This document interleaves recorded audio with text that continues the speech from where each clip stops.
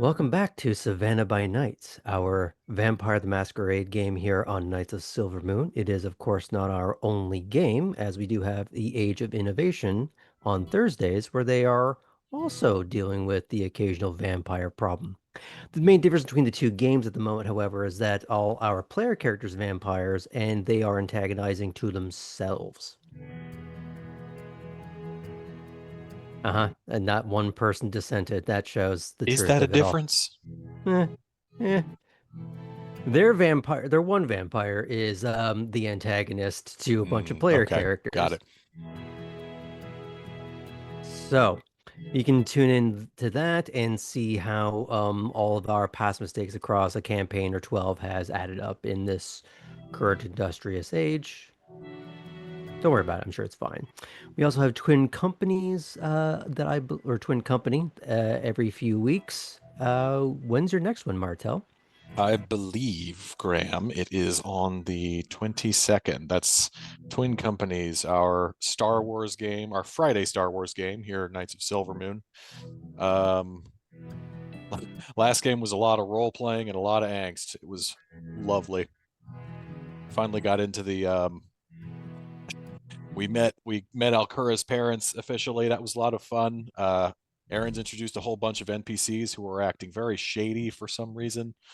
Sure, there's nothing wrong there. And then we finally got Shady into the NPCs in a game that Aaron runs. Say it ain't right. so. Yeah, exactly. And then we finally got into the Blade Runner part of my character's backstory. So he's just questioning everything. Hmm. It's all like just tears in the rain. Dreamy, where are you on Tuesdays? Speaking of questioning everything, you can find me at 7:30 Central on Top Down Tabletop on Tuesdays, not this upcoming week, but the week after.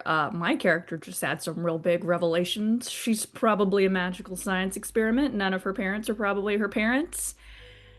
It's fine. She's totally gonna handle this maturely and rationally.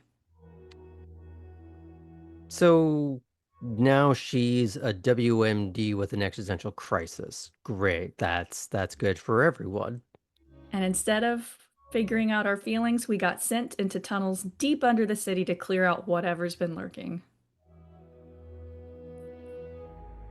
I mean, sometimes you got to take your existential dread out on someone else for a minute before you can do anything about it. Well, you have to go Exactly. deeper. That's the thing. Okay, Leah. Examine our own psyche as we head underground. Yeah, you got it. But unfortunately, we're going to be off for the next 2 weeks due to just summertime break that I think everyone kind of needs, and on some level, I do too. Summer's a lot of work, guys. I think we all just need a little bit of a break. So when we recoup, some of us will do the strange and peculiar and inadvised thing of hanging out on a beach. I don't know what that's all about. I feel like Sam with his complexion maybe should avoid it, but I'm not his mom. But I could be his daddy.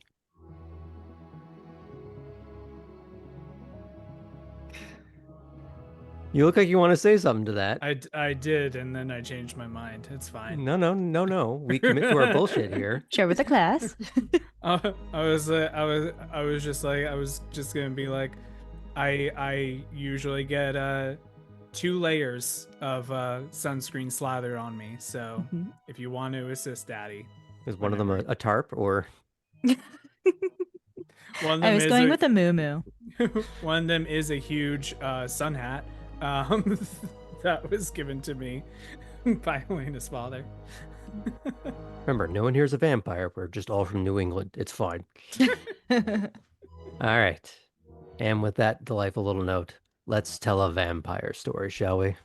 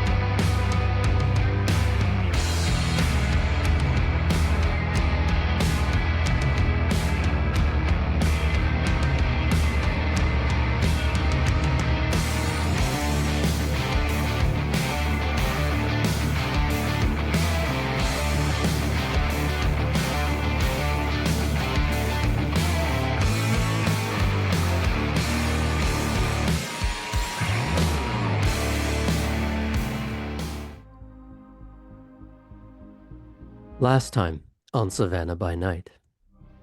The Neonates were collectively corralled into the stone cottage at Wormslow, the place they all stayed upon their first arriving in Savannah. The only difference was that, for Ellie, this was a few months in the rear view. There, the prince told them to sit while he tended to the already lit fireplace, while both the seneschal and the sheriff loomed large in the background like the ominous shadows cast by the fire. Prince Brooks brought them up to speed on the storied and highly conjectured nature of the Mudmen, a phenomenon that the county has been experiencing for 50 years. He related to them the various theories behind the creatures: kindred that have lost their humanity, some manner of zombie, or a type of creation sent forth by the Zamitsi, a member of the Sabbat that specializes in the gory art of flesh crafting. And yet, no one theory seems to explain everything. The shifting details, their rarity, their inconvenient inability to be taken alive, and rapidly decomposing on death has made for a wildly inconsistent understanding of them. The Neonates were made an offer. Should they learn anything of merit about the creatures, they would be rewarded for the relevant discoveries. More so if they conjure any solutions, provided, of course, that they don't get in the way of the likes of the sheriff.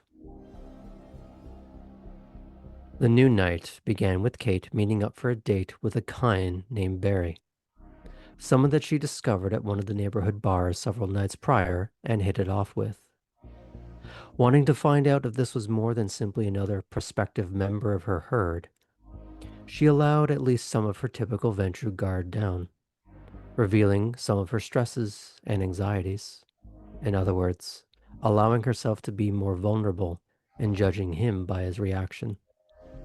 Perhaps they both enjoyed what they saw as the date ended with them necking on one another. Ellie, meanwhile, had tried to worm their way into the traffic camera system as a means to potentially track Kate's movements. But they were confronted with the realities of how sparse the network truly is, and how the cameras that do exist are hardly useful.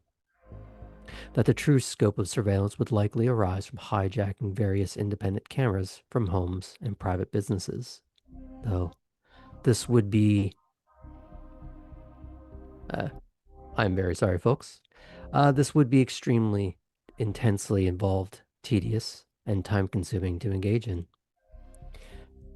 Ellie then garnered an audience with their primogen, Mason, who proceeded to tell them some additional finer points about the Mudmen as it pertains to the Nosferatu and the Warrens. Specifically, he theorized less on what the creatures truly are, and more about what could be precipitating their presence. What unseen element could be potentially bringing them in existence, or sending them fleeing into foreign territory. But before Ellie could ruminate further on these questions, they were whisked away by Alice for a scavenger hunt.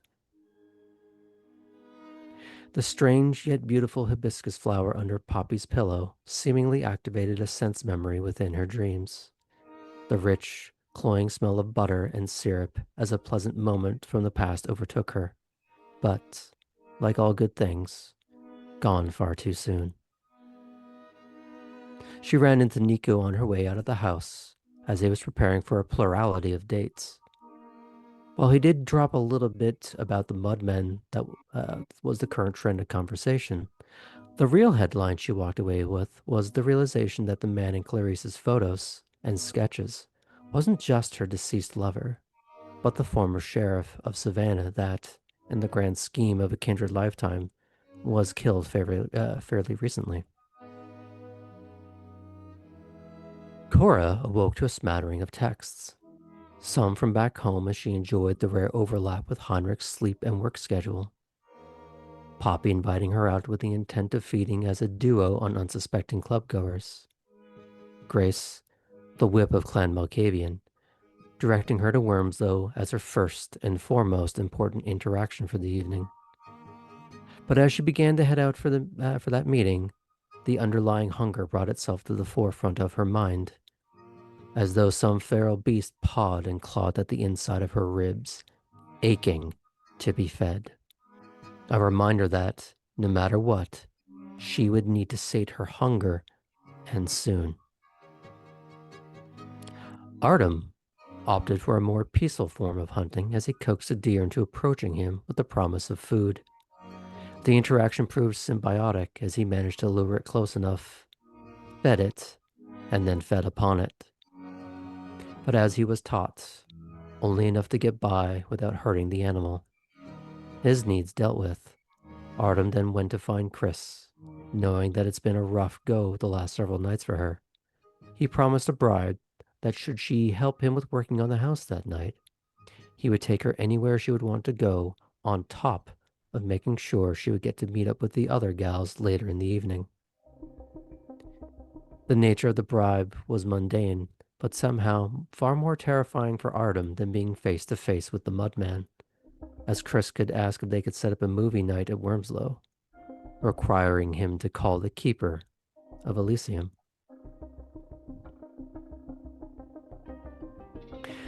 We pick up with Cora as you're on your way to Wormslow. Are there any very quick stops you make?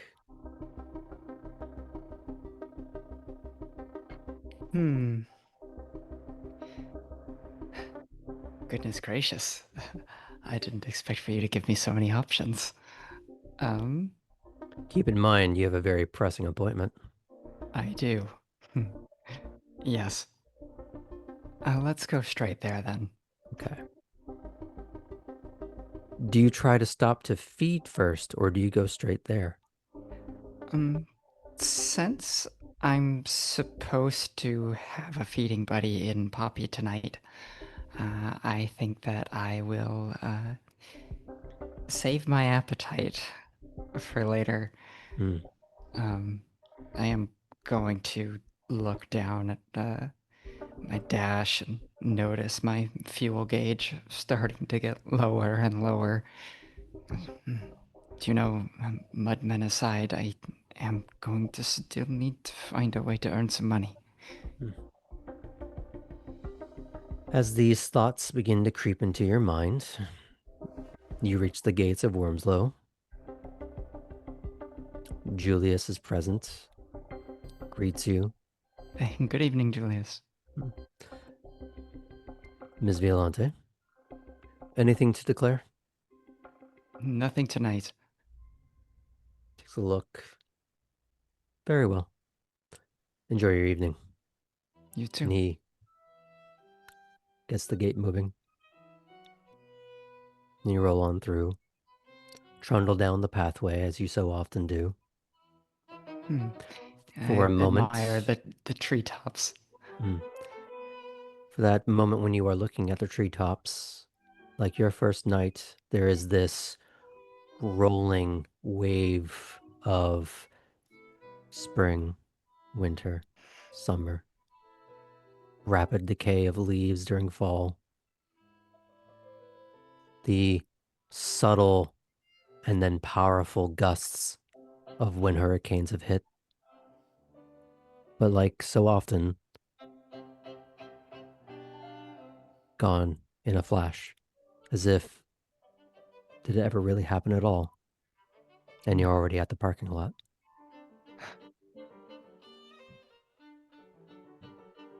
I wonder to myself how much of what I'm seeing is my imagination, is something that has been, or perhaps something I've yet to experience. And I get out of the car, lock the door, and head towards the big house. Despite it being the start of a weekend, there's not a lot of cars. It's not empty by any means, but it's not brimming to capacity like it was your first night. You, of course, go to pass by Bruno. Do you give him a hassle, or you just go through? Are there any interesting vehicles outside right now? None that you would probably recognize. Okay. In that case, I won't hassle Bruno Specifically, tonight. specifically, you do not see a black two-door Ferrari. Mhm. You also do not see either of the pickup trucks that you might have come to connect to the prince and the seneschal. Mm-hmm. Okay. I will say to myself as I'm passing Bruno, quiet night tonight. He does not acknowledge that. He just gives you a subtle nod.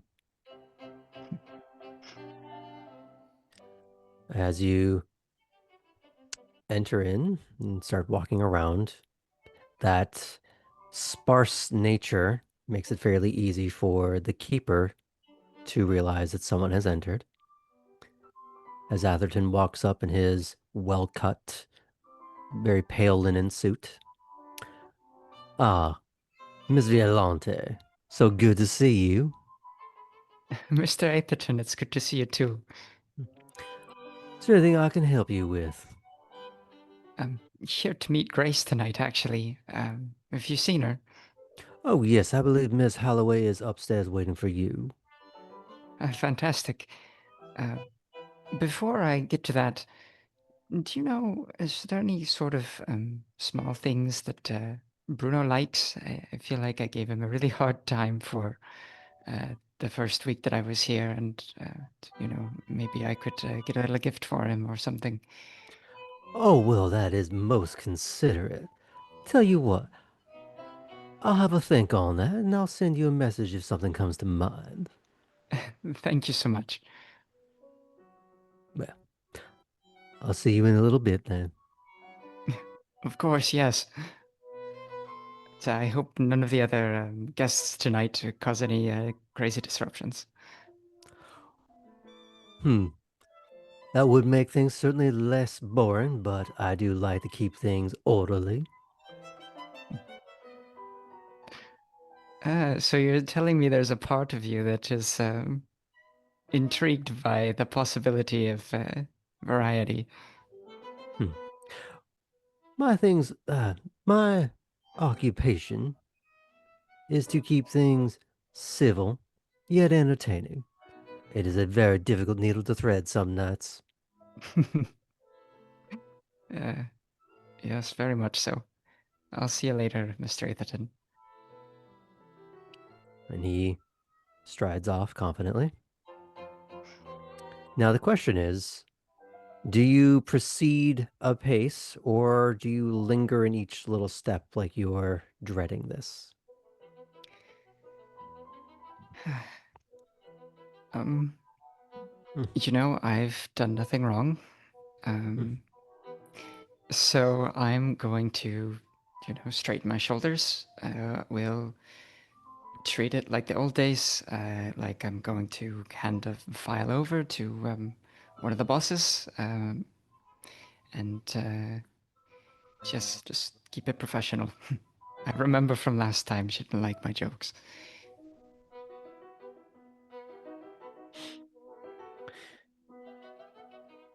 You eventually find her in one of the parlor rooms with an open doorway.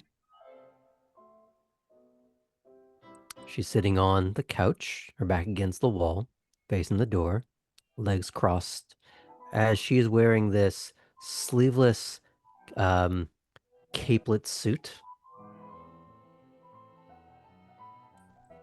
Nice little tan. Hands Very poised nice. on knees. Ah, please have a seat. Cora looked as if she was about to knock on the threshold, but she goes ahead and heads in, sits down, takes a similar posture. Mhm. Now I trust because you're here that you're not injured. All is well. Whoever you were with was fine. Yes, I was with Artem and Chris, and yeah, we all came out, no scratches on us. Well, that's a pleasant surprise. So what exactly happened? Well, I talked about this with Leland a little bit, but I've been having a few challenges surrounding hunting. So a bunch of the other new bloods decided that they'd give me a turn showing off each of their styles. I went with Chris and Artem this night to do a little. The gangrel. Yes, that's right. To do a little bit of hunting in the wilderness. And unfortunately, the first thing we found wasn't prey. She does lean forward. Tell me exactly what you saw. Right. So Artem instructed all of us to sort of get our bearings, as we entered the space, and I looked out into the distance, and there was a cluster of fireflies, and amongst them was a pair of eyes. It seemed to notice me looking at it. I don't know if it became aware of us in that moment or if it was already knew that we strolled into where it was roaming. I can't say for sure whether it's its territory or not, right? And as soon, though, as there was that recognition, it started charging for us. It was humanoid. It shrieked. It just looked almost as if it was made of the swamp itself. Ah. The Mudmen. Yes. I had a suspicion that's what you were referring to. I'm surprised you weren't briefed on it, and that I'm having to be the one delivering you the message. It's not their job to tell me what happens to our neonates. It's for you to come forward on your own. Good. Well, then I hope that my description is sufficient so far.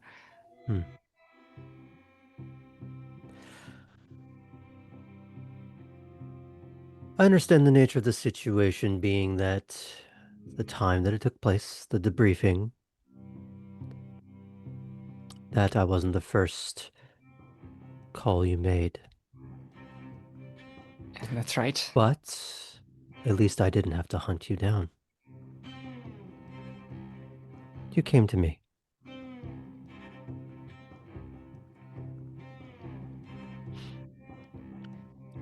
I will say I only made 2 calls that night. I received a third, but there Who? was...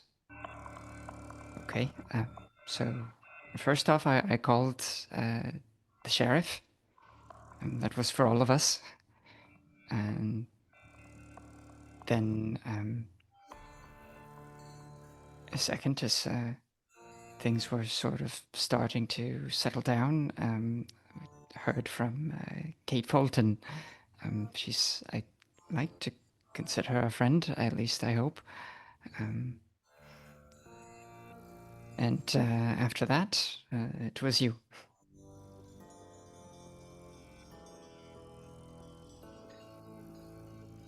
Sheriff was in the correct order.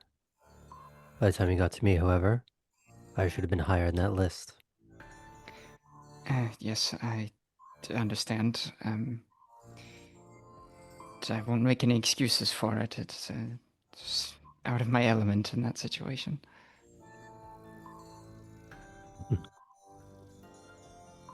At least you're not making any excuses. That's where I would have a real problem. So I understand that you are very, very new. That's right. It's about 7 months.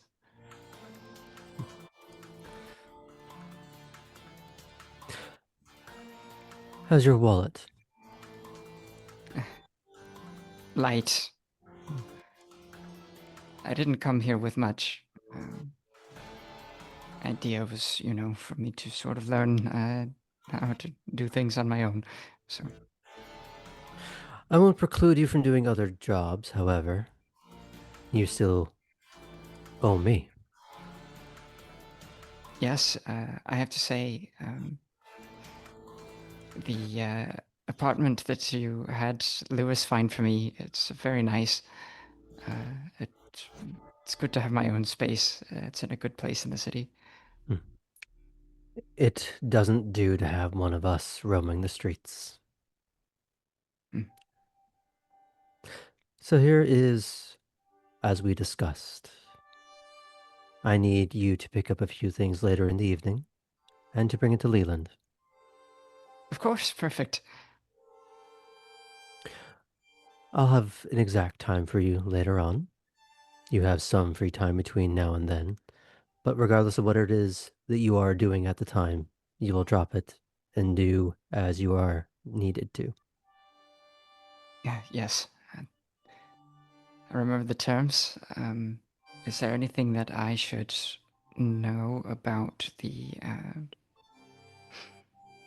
who it is I'm going to be picking up from, or the package You themselves? are just taking a package, not unlike Okay. the one you acquired last time. Perfect. Although, one thing I wish for you to keep in mind that perhaps escaped you at first. Remember to say grace. Of course.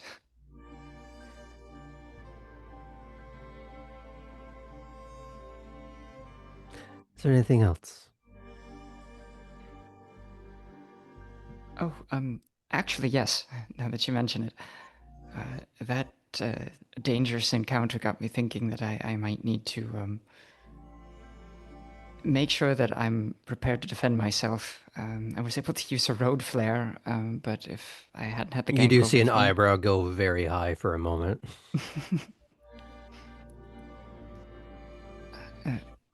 if I hadn't had the gangrel with me, I don't know what the outcome would have been, but it likely wouldn't have been as good. So perhaps Nina could teach me some shooting or something. There are other things she could teach you.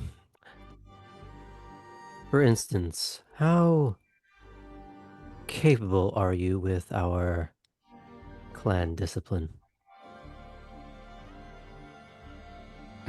Do you even know what it is? Is that something Essen would have intimated to me? Yep.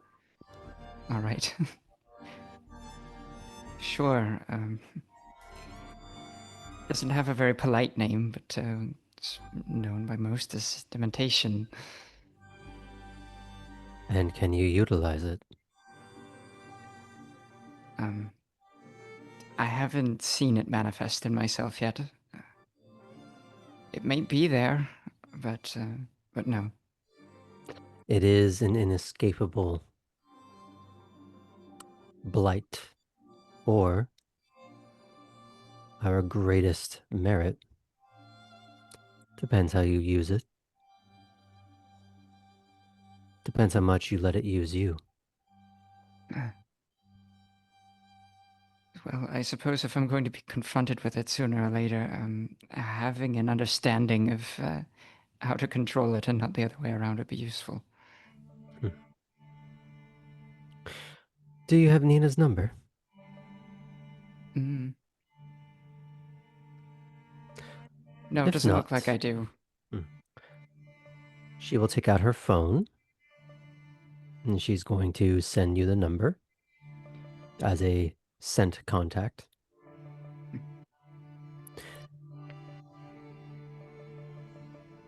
Don't make me arrange the conversation. Set it up yourself.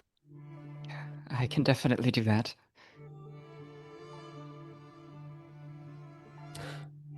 If you want to win a few points, find her brand. Okay, drinker, smoker? I'm going to let you figure that one out. All right, then. A little bit of sleuthing. Consider that part of your ongoing education.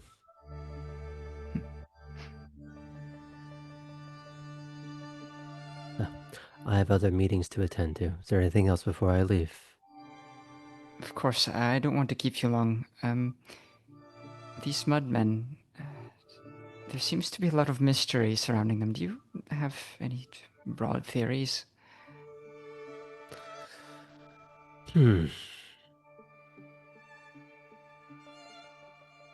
Probably no more broad than you've already heard. But it is a curious thing when math does not create a pattern. If you map any system, patterns always emerge. Curious that there is none that emerges from this. That is its own concern, is it not?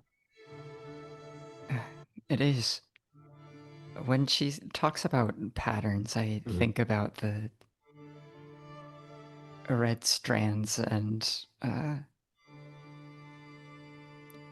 photos and journal entries strewn about Ira's apartment. And I'll say, or his home, rather. He had like a ranch-style home. And do you think it's something that Ira would be perhaps interested in? You are, of course, assuming he isn't already put to work on it in some capacity. Maybe it serves giving him another call. I do a visit anyway. He typically doesn't enjoy unannounced house guests. I figured as much, yeah. For a moment, you hear that reverse click-clack of a shotgun behind the doorway, decocking. I've got a delivery, it's fine. Now, do you say that out loud in front of Grace? Or is that purely in your head? I suppose we could have me roll a self-control for it. Or I could just do it. It's up to you. Do you want the chance of it, or do you want to just have it happen? I like it. Let's do it. Let's create possibility. She lifts an eyebrow at that. She studies you.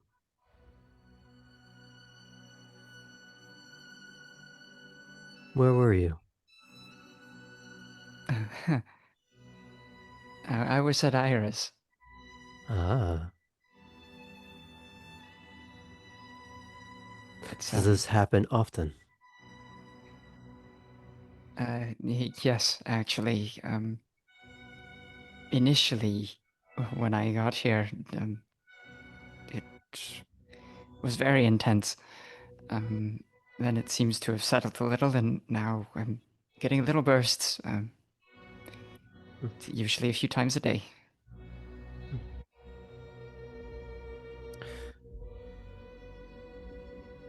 I assume you're talking with Leland. Yes. So we've had at least an appointment a week now, so... I assume you've been talking to him about your feeding. That's right. That's something else you'll be talking to Nina about. Okay, good. I know it's a bit embarrassing, but... Embarrassing, not embarrassing is irrelevant. Necessity. Solve it. Of course. All right. I'll talk to Nina about it.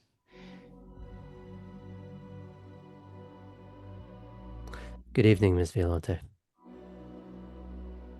Good evening, Miss Holloway. And with that, she will gracefully get to her feet and glide out. Stand at the same time. I think it's a good moment to fade out on that moment.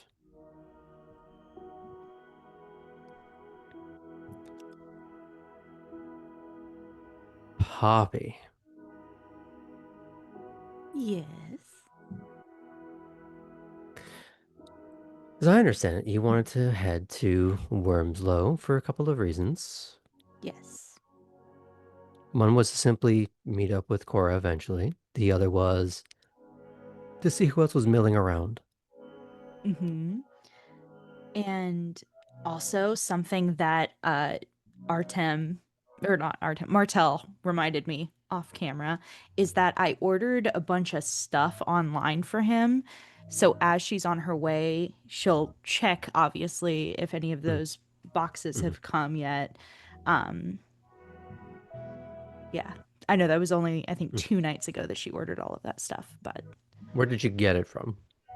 um We don't have I to say found any them companies, IRL. but They were on the okay. link. I sent you links.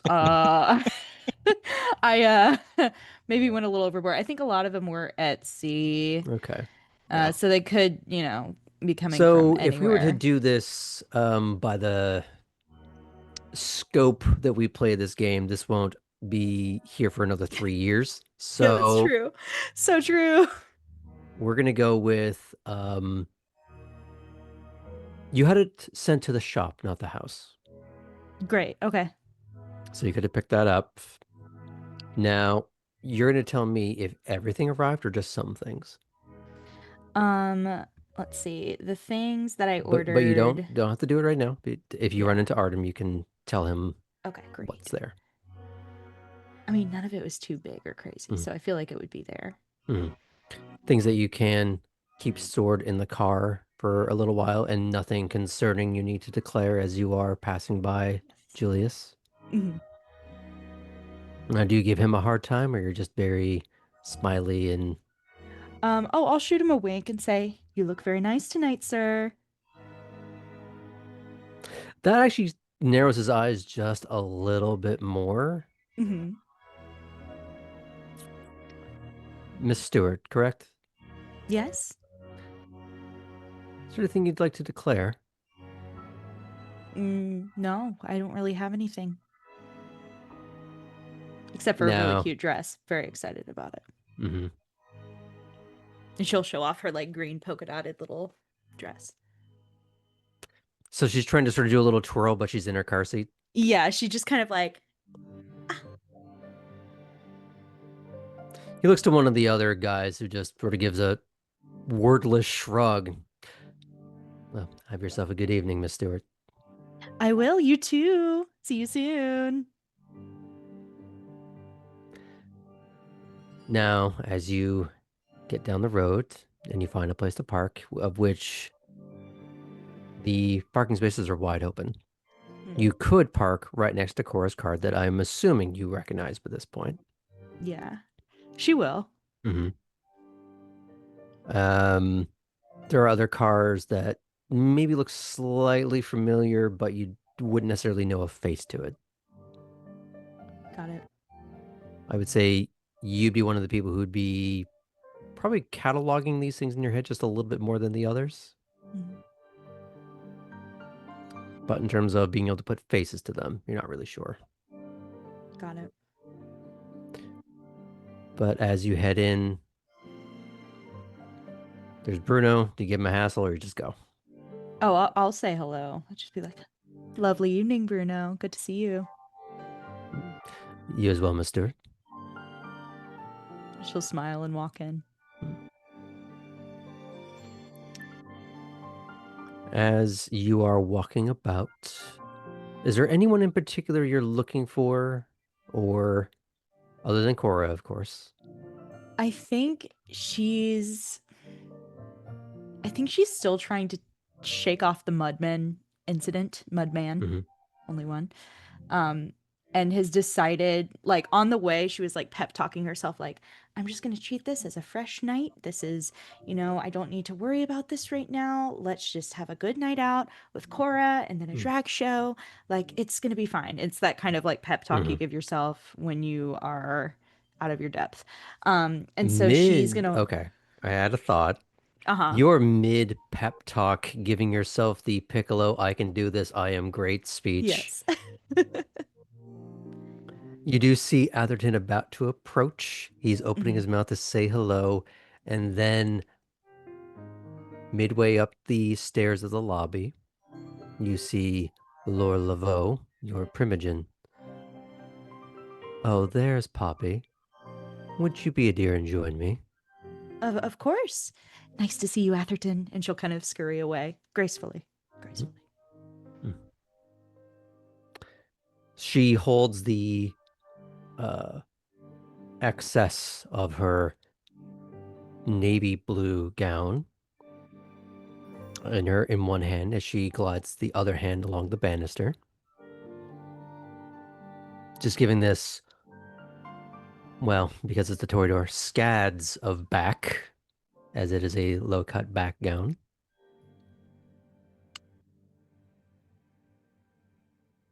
If we were to sort of pan the camera across, Cora's having her whip meeting in one room, as another open parlor brings you in. She remains standing while she directs you to the seating on the couch. She'll sit. With her back to the door, closing it behind her. She steps further into the room. Tell me what happened. Well, I mean, maybe luckily I wasn't there. It sounded pretty terrifying. But it sounds like a couple of the other neonates were out hunting somewhere in a park, and one of them saw some glowing eyes in the middle of fireflies, and some creature made of mud, but not really, attacked them, and they got away. But they did slice off its arm, which did in turn turn into some sort of gelatinous goo, which I unfortunately saw and smelled. Yeah, In the I presence of who else? well, they called the sheriff first, so it was Sheriff Vega and the prince and or are you talking about the park? Who were you in the presence of last night? Ah, yes. Cora Violante, Kate Fulton, Artem, Ellie, and Chris, and then the prince and Vega, and some of the prince's workers that I have not had the pleasure of getting their names.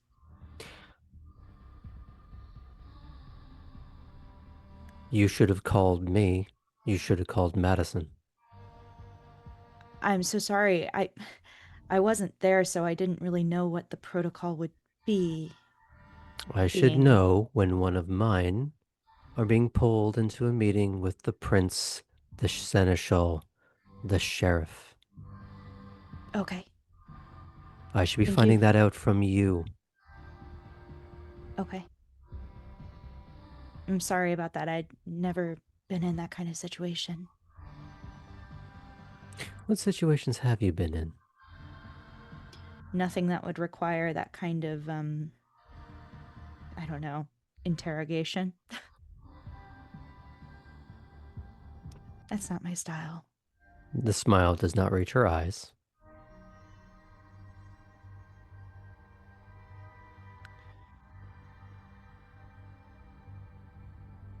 Did your sire not prepare you for court?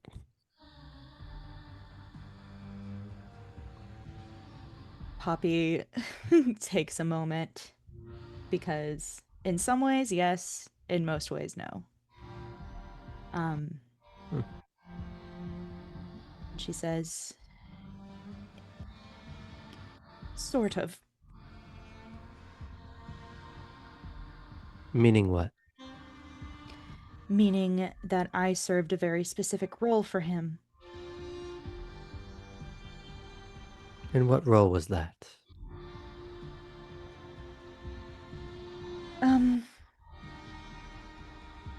Arm candy, ma'am. Ah. Finally at the truth of it.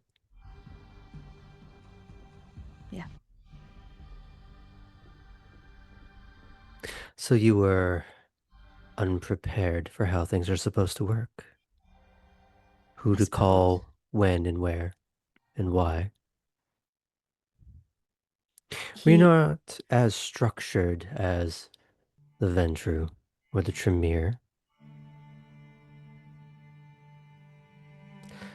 but gardens thrive when properly tended and pruned.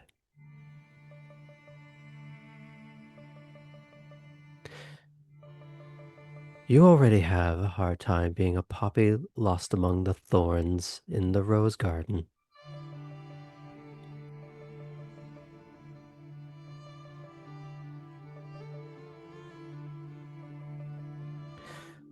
So what are your next plans?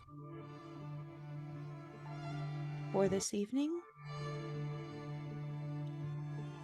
She stares at you unblinking.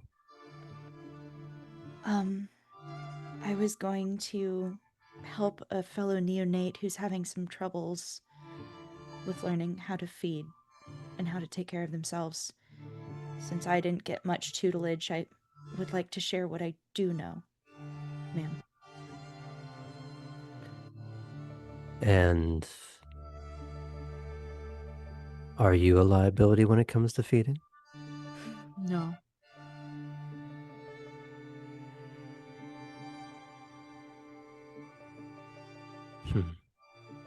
I hope not.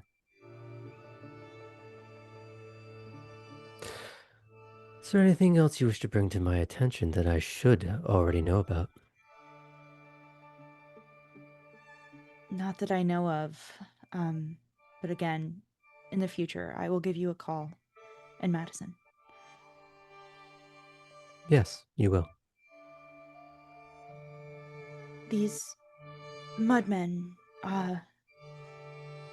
have you ever been in the presence of one? No. Their presence has been too scattershot, indistinct, and they tend to be more at the fringes of the county. Not in, well, they don't make it as far as the garden. Right, right. It's very curious. If you're smart, you won't go too far beyond the curated walls. Mm. Let the others deal with it. That sounds like a pretty good plan for me.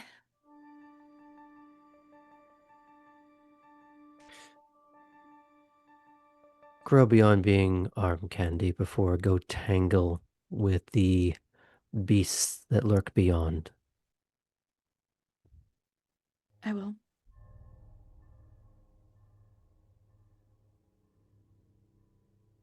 Good evening. And she gracefully slinks out of the room with just a little more authoritative sway.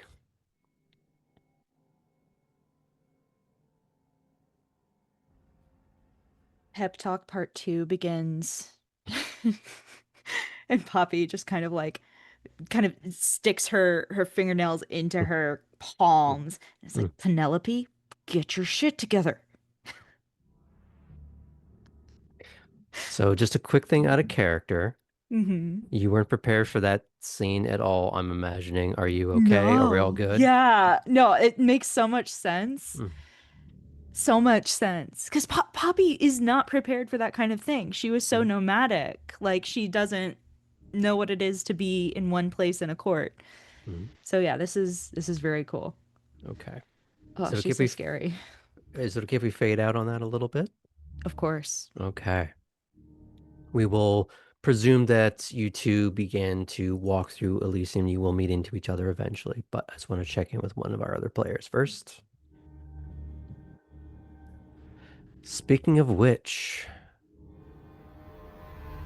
Kate,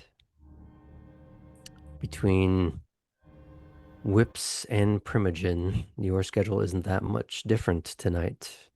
The only real difference is where you're going to engage in that interaction.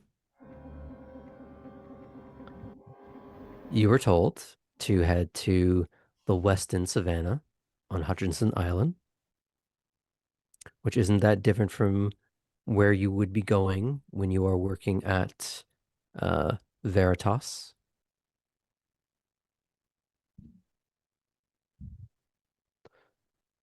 Before you head there, before I get into the narration for this, is there anything else you want to take care of very quickly before you head there? Do you get changed differently? Do you? Yes.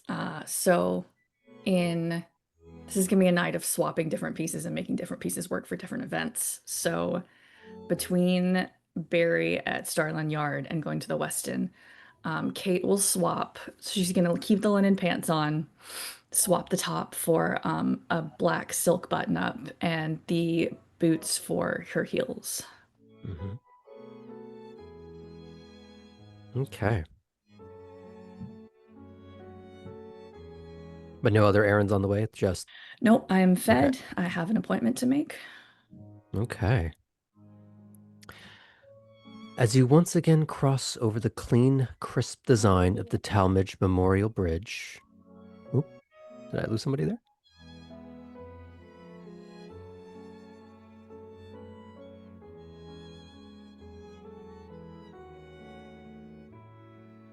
We actually gained somebody. New NPC. Hold on, I have to go get a Ninja Turtle Band-Aid. Okay. We're It's just very gonna important. we're gonna rewind a minute. We're gonna go back to Wormslow for just a second. As you two are stepping out of your respective meetings,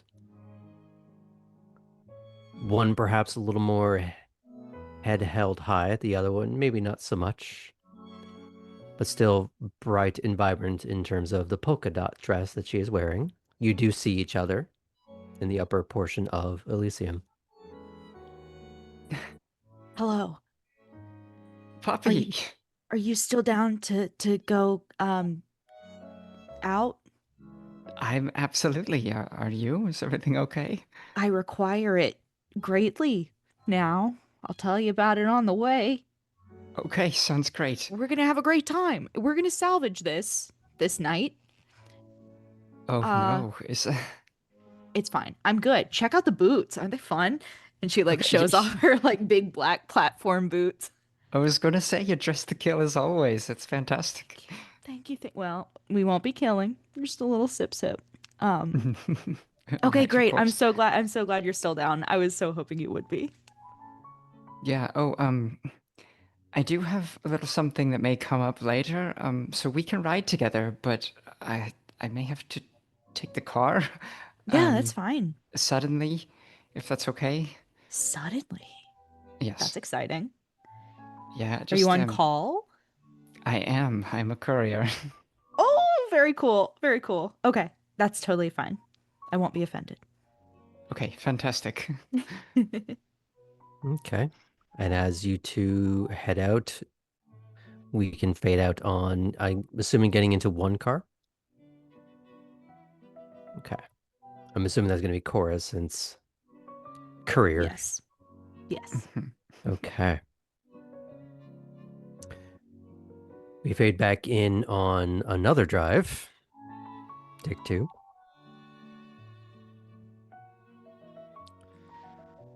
As you once again cross over the clean, crisp design of the Talmadge Memorial Bridge, you can already see your destination on the right, as the Westin Hotel is the tallest, most well-lit structure on the entirety of Hutchinson Island. Though as you reach the junction, it requires you to make the choice of continuing on to South Carolina or taking the off-ramp onto the Harbor Parkway. You spot several pinpricks of controlled flame in the brush. The text from Redgrave had directed you, assuming you're not going to stop for that, you're just going to catalog it and go on by? Mm-hmm. Okay. The text from Redgrave had directed you to a reserved space in the adjoining parking structure. When you finally make your way to the lobby, you are greeted by the warm tones of sands and suedes awash among tasteful yet elegant pillar, panel, and crown molding. When you present yourself at the front desk and give your name as was directed, you are given a key card and pleasantly directed to a private elevator that exclusively goes to the penthouse. When you arrive at the top, you are greeted by the clean yet plush aesthetic of gray-white and pale sandy golds with floor-to-high ceiling windows overlooking the river and the cityscape of Savannah proper. Elizabeth Redgrave click-clacks across wood panel flooring as she enters your review in a black skirt suit, expertly tailored, crimped in at the hips. Please, Miss Fulton, have a seat. Before we begin, I do need to let you know that I was pulled into the aftermath of a situation last night. Well, we'll talk about that, won't we? Mm-hmm. She directs you into the couch with the cityscape behind your back, framing you in perfect, well-lit relief for her, as you can see the elevator behind her, a reminder of that whatever escape there is, you have to go through her first.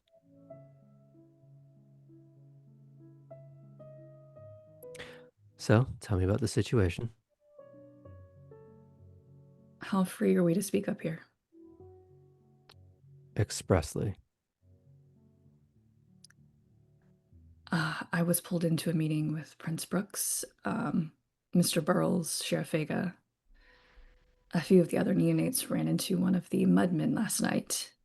We were briefed of the situation and what lies in the swamps on occasion.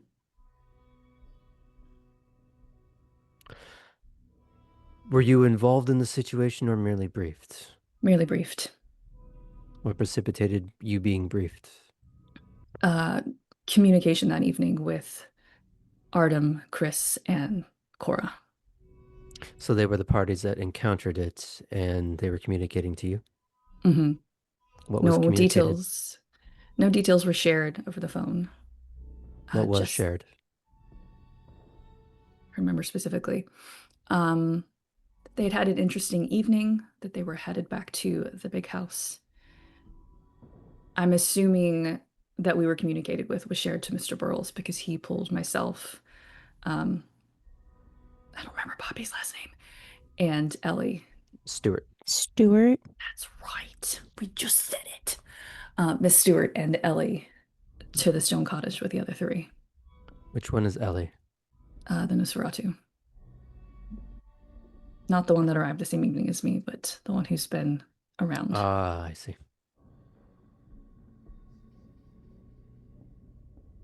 What did you learn? Information about the Mudmen, the irregularity of all of the situation. The lore of prizes should information be found. Some seemed more interested than others. The familiar carrot. Mm-hmm. Were you tempted? Not particularly, just by sheer unpredictability of laying a trap for a target you don't know if it'll come tomorrow or 3 years from now. That has been the underlying problem with it. Hard to plan for something that is so, by its nature, erratic. Exactly. You can deal in theories and hypotheticals all you want, but it's hard to make plans without any kind of consistency.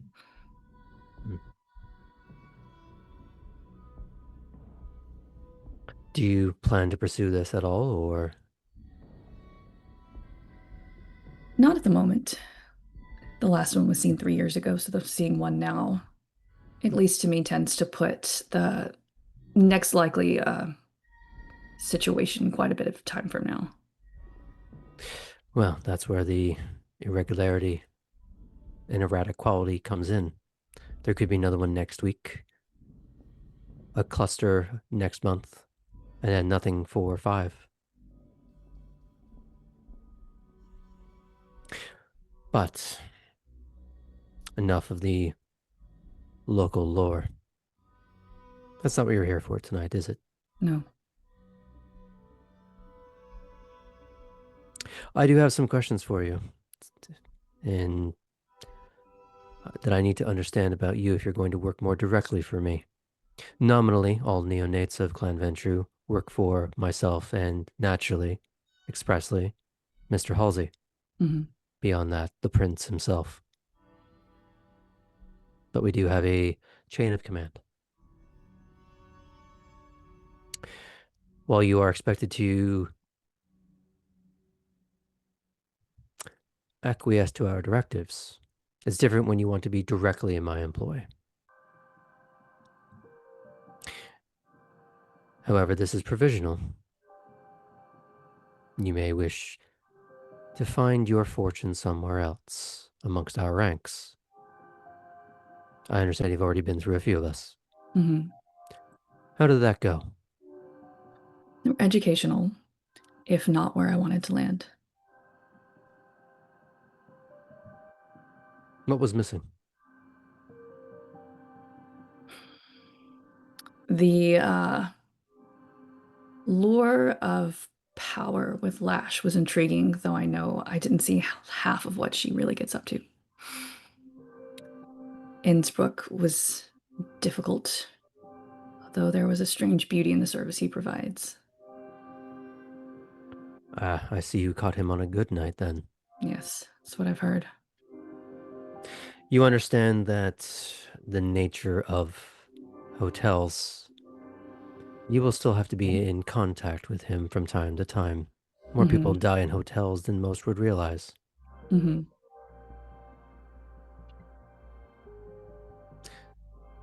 He and services like him provide a certain discreet way of tamping down on the nastiness of it all. Working for me, you still will see unfortunate tragedies. You will be required to deal with them in one way or another, Mm-hmm. even if it's simply the act of making a call and walking away. You may have to massage. In that case, I think it's good that I've seen his reality first. Good. You will, of course, have to occasionally massage the reality for people who maybe have seen things. Not even anything beyond the mundane, but we don't need the hysterics. Sorry, Graham, I missed the beginning. My internet crapped out for a second. Oh, you will, of course, need to massage the details on occasion, not because there's anything breaching the masquerade, but we don't want the hysterics. We like to keep things calm. Of course. I'm confident in guiding a situation, both with regular means and in clan discipline. So I have a series of questions for you more directly. What was the worst thing you ever had to do as a mortal fixer in politics?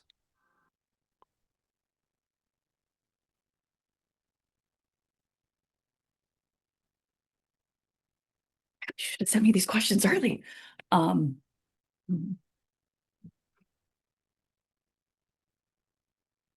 Covering up more than one drug habit, an affair, which isn't really all that awful, but more commonplace in DC than not. The art of saving face, your own or someone else's, is inescapable in what we do. How did you go about hiding it? Greasing the right palms, knowing who to call in the right moments, having a story, the right distraction, the right story at the right time. Phone conversations disappearing, people being reassigned to jobs. Any threats? Once or twice. Any of them that were not threats and simply promises that you followed through on? I see. How stained are your hands?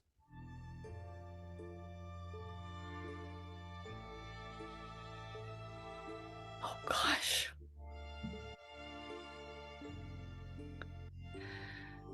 As unclean as any in DC.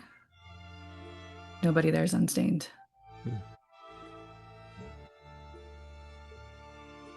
What was the worst thing you ever had to do while working for Vesper?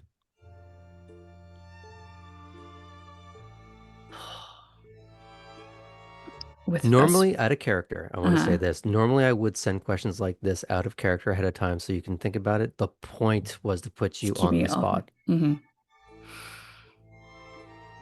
I had not yet been given enough power to make those kinds of decisions or have those opportunities. It was a lot of standing back and learning from those with more experience.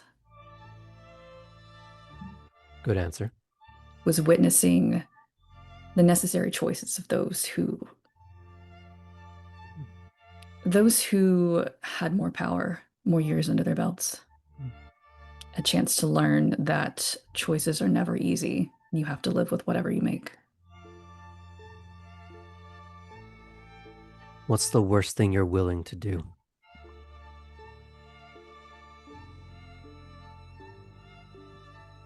I'm willing to do what it takes to protect the clan and the masquerade. Mortal finds out the truth. You have 6 options.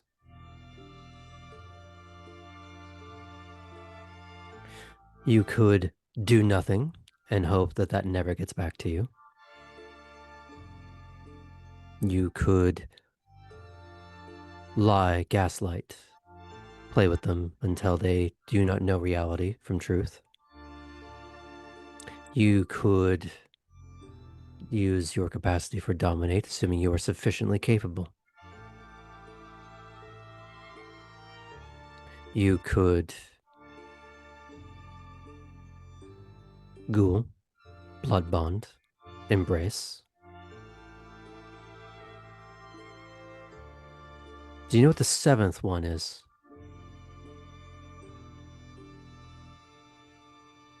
Would Kate know? I want to say like murder. Is that right? There you go. Okay.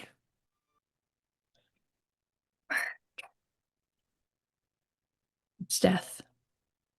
Are you capable of doing that? It would be the first, but I think so. No, I know so.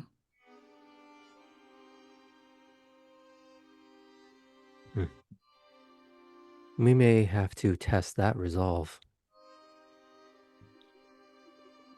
Have you used your disciplines yet to protect the masquerade? Out of character, probably not. Okay, I was going to say we haven't played out that, but the opportunity hasn't yet presented itself. One more question. What's the worst mistake you've ever made since your embrace? How did you correct it? Did you correct it? I have to not look at those cameras for a second.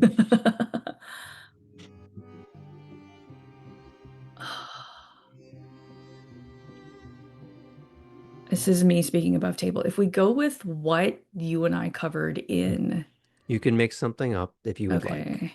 Something that works for the moment. Yeah. You could go with that. I just want to I think give I'm you going to some latitude. stick with that because just Okay. she wasn't out of his sight a whole lot except for to feed. I don't think. Went hunting in the wrong territory. Admitted my mistake to my sire. Was able to turn the opportunity around with a deal to a Toreador with an interest in gaining information. And did Vesper know that you had ever made this deal? Yes. He suggested it.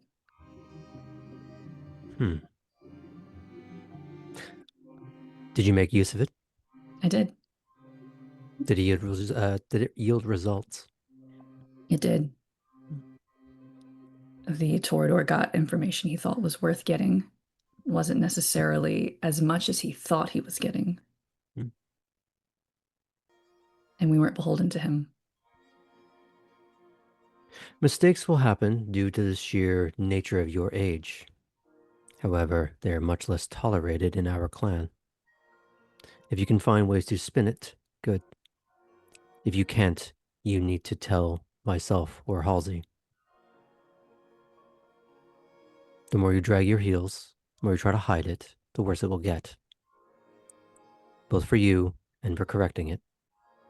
Is that understood? Understood. Good.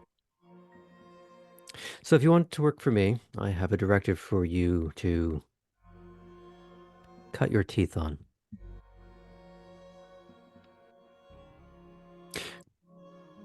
She will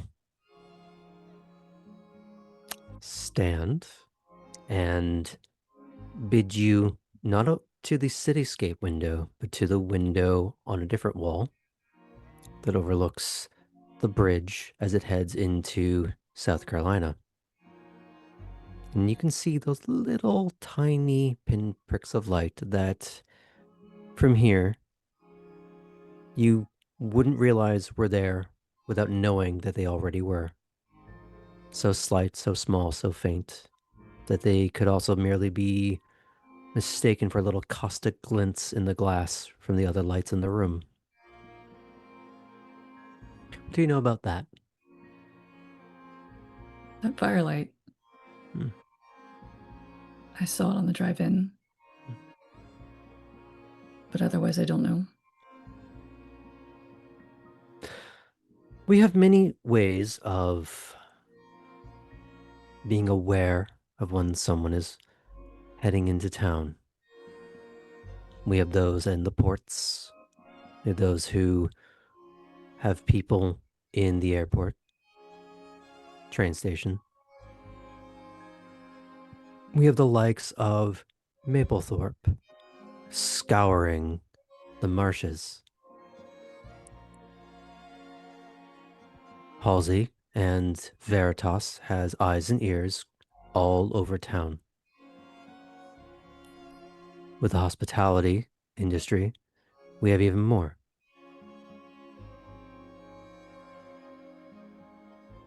That is an anomaly we allow, that we tolerate. Bit of a deterrent for those who get a bit unruly. It's a little brouhaha coterie that likes to hang around there.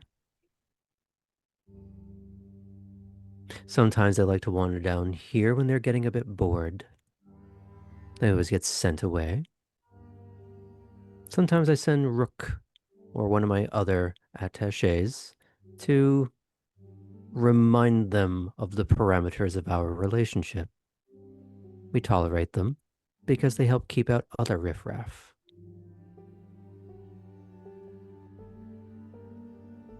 I want you to go and assert your presence.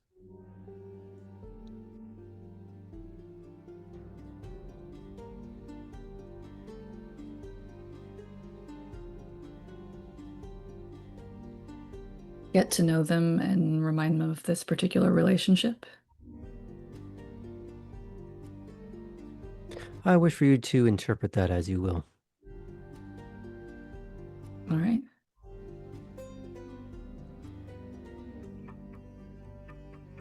Any questions? No, but I'm sure there'll be some follow-ups after. I would hope so. I'll be waiting, Miss Fulton. Certainly, Miss Redgrave.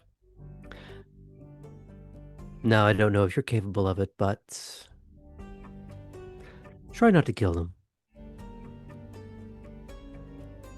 Well, I have been at Veritas for a week and was assigned a firearm. But I'll do my best.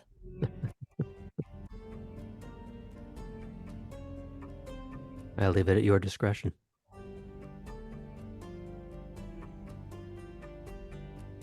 Can we fade out on you heading down the elevator? Mm-hmm.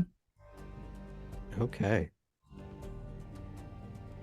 These scenes. Oh, I love them.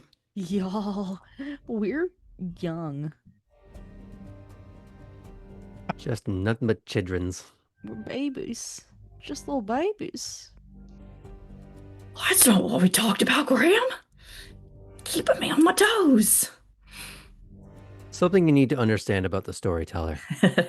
You do what you He want. lies.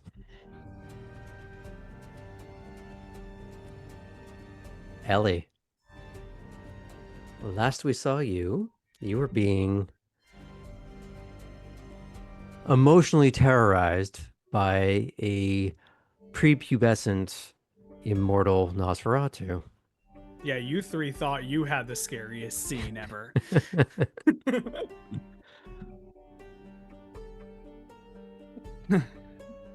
Yes, Alice is currently leading me in the direction that she wants to go for salvaging. Mm-hmm.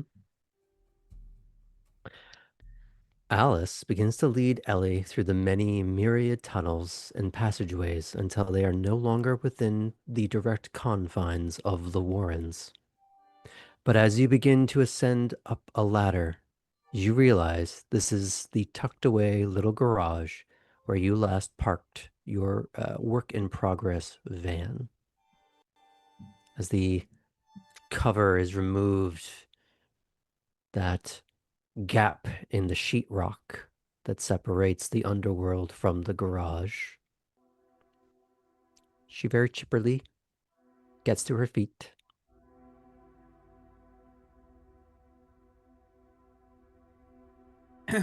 So, I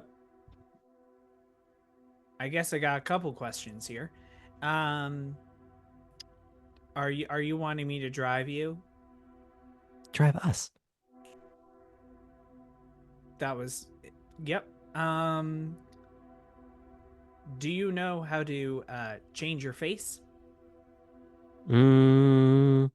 She's going to do that little kid thing where like they sort of hold one wrist behind their back as they kind of like meander, wobble. They go behind the side of the van, looking like they always do, and then step back out, and the hood is down. Much as the features are similar, and you get a window into what she would have looked like prior to the embrace. All the pockmarks and blemishes hidden away. And you just see maybe a 7 or 8 year old girl who's just up way past her bedtime.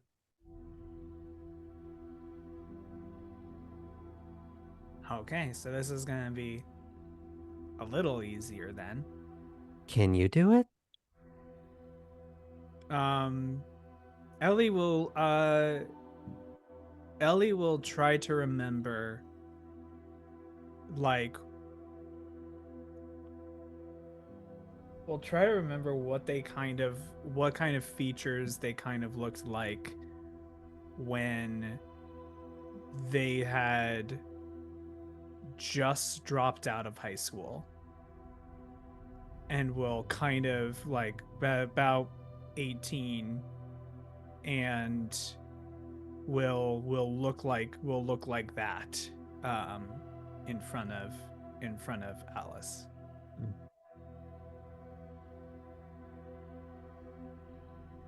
And it's that weird cognitive dissonance that you're trying to think like normal proportioned hands, but you know the image doesn't match the truth. So it's almost like you'd be glitching on the steering wheel in some way in someone's head. They'd be trying Yeah. to constantly make sense of that.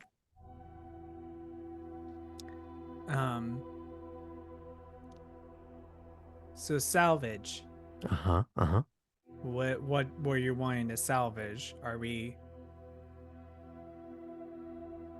What are you looking for? Anything? Have you not been to it before?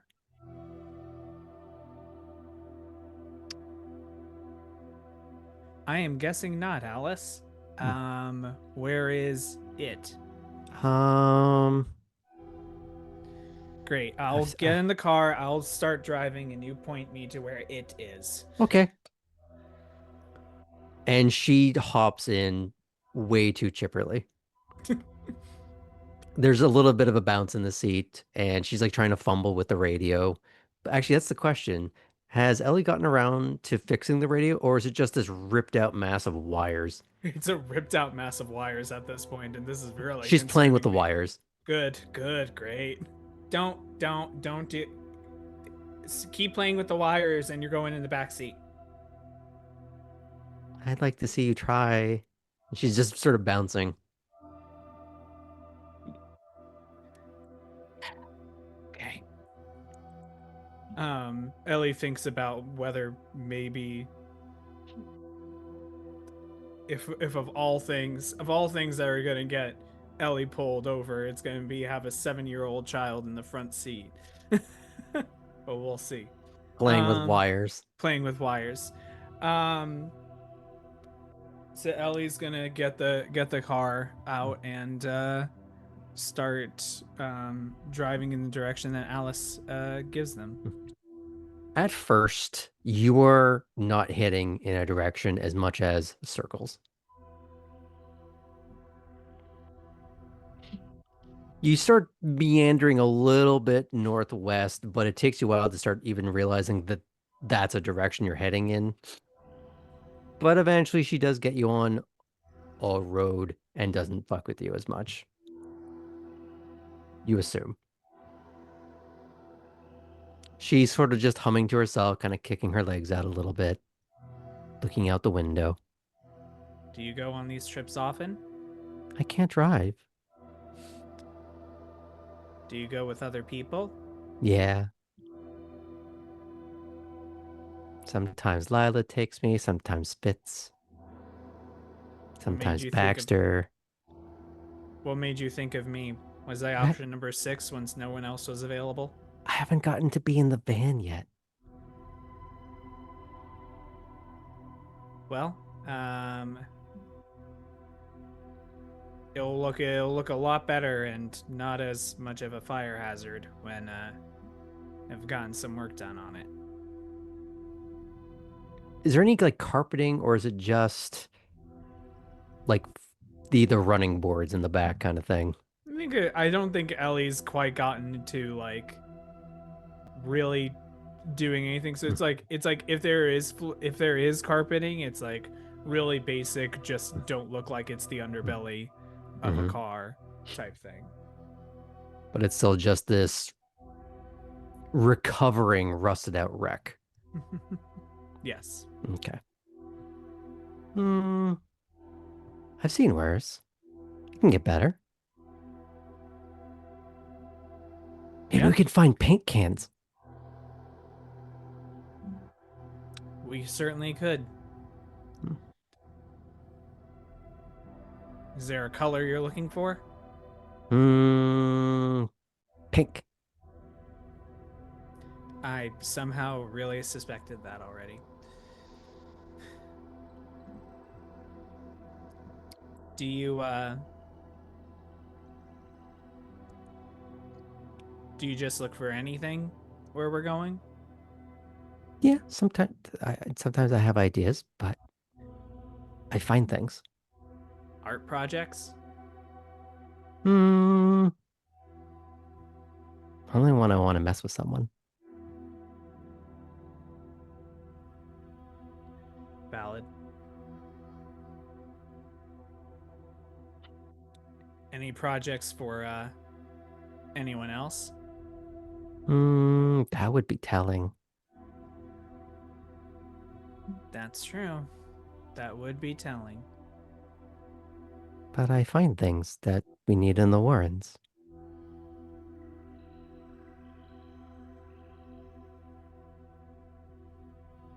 We all do it. I just like to do it all the time. It's good to have a passion. She just sort of shrugs. And she's playing with the like the drawstrings on her hoodie.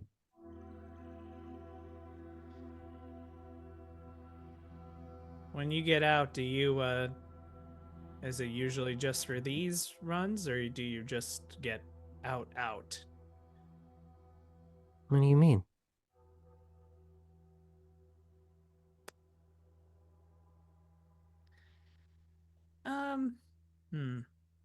This way. And Ellie No, that way.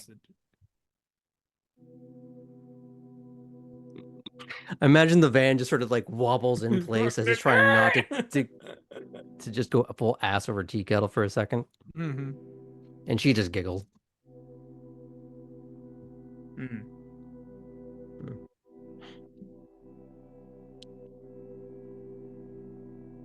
So, as you get there, you know that you're not going to be able to park inside. You are going to have to park a little bit out of the way and walk up to it. You're not in the countryside, but you're not in the city proper. It's a lot more sparse. Roads are quiet at this time of night. You're able to kind of pull off the road and kind of hide it behind a tree or two. But the rest is on foot.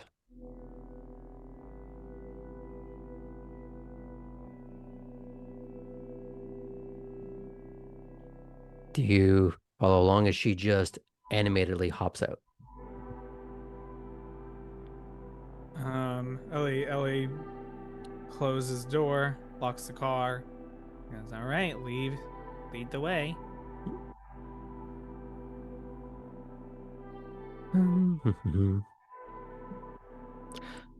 What you see is a mess of wire fence, corrugated metal, chain link, and then chains and padlocks. You don't see any sophisticated button locks or anything to hack. Lights are either dim or completely off because no one's expected to be here.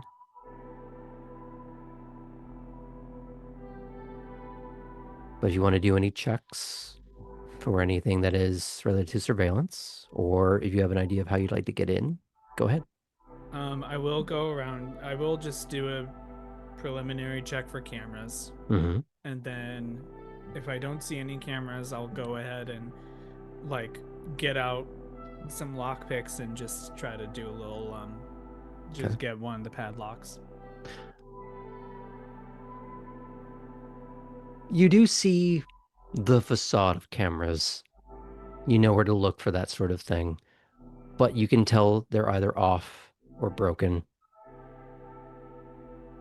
Either they're just sort of stick on in order to deter would-be thieves, or they've been broken for a while. And considering Alice seems to suggest that she comes here semi-often, she either knows about it or she's the one that broke it.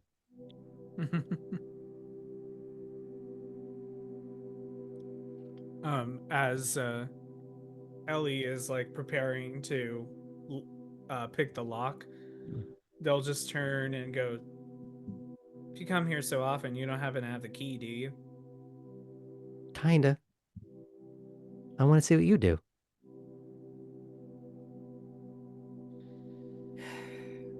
I will go and pick the lock. Okay. We're going to put this at a 5 because it's just a padlock. Dex and Dex and larceny. larceny, great.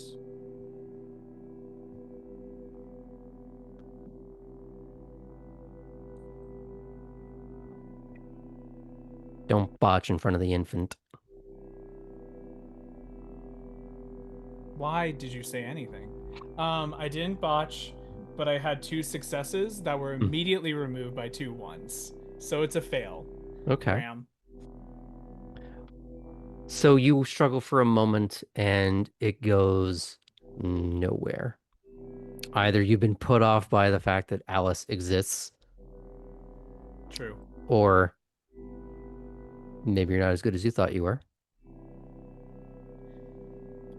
Or something else entirely is at play. Maybe it's just not a lock that you are familiar with. Now, you can do this one of 2 ways. You can either try again at a higher difficulty, or you can go with an alternative method. I'll try again at a higher difficulty. Okay.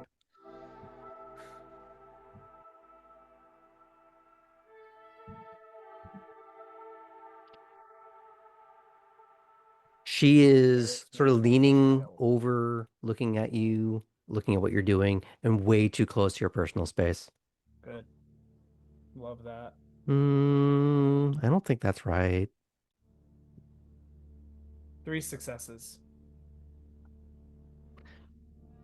Perhaps you are spurred on by sheer elemental frustration and probably wanting to tell this kid to jump off a cliff while presumably holding a large boulder. I'm like Nynaeve. My power is completely fueled by rage. Mm. Okay, calm down, And Vegeta. Good reference. Good reference. Thank you. Mhm. Thank you. As you finally just pop this lock, like, see, I know you could do it. Thanks. Shall we? And she'll push one side open, as I'm assuming you're pushing over the other. Mm-hmm. Okay. The vast, indistinct swaths of twisted metal, mottled and ruined plastic, and personal detritus is stacked high and far and wide. You heard of the many hurricanes that have graced Savannah, the sheer violence wrought upon both landscape and real, very fragile lives. Eventually, when all is swept up out of view, it all naturally has to end up somewhere. What hidden gems could a determined person find here? Or is it only a ramshackle monument to recurring heartbreak and the hubris of continuing to build where the storms land?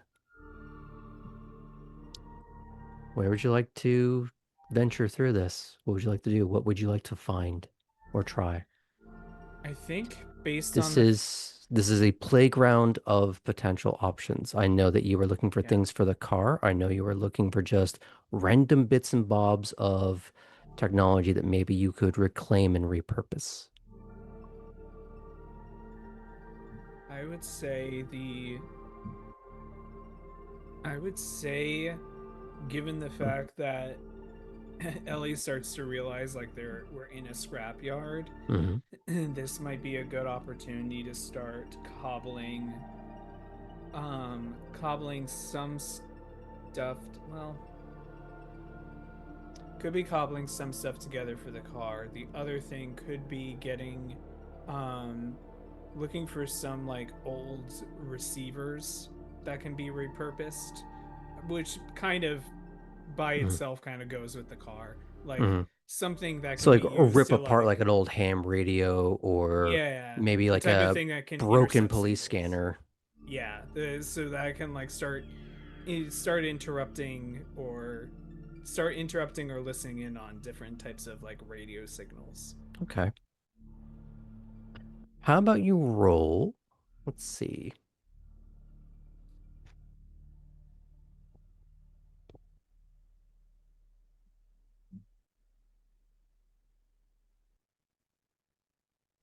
How about you roll either perception or intelligence with technology? Because the idea is you're trying to recycle something. You're trying to see something that's broken that maybe you can fix. So Oh, I'm going to go with intelligence for this. great. I think is better, and then technology. We're going to put this at a 7 because this is with the added difficulty of trying to uncover it or see it from more than what it presently is. Yeah.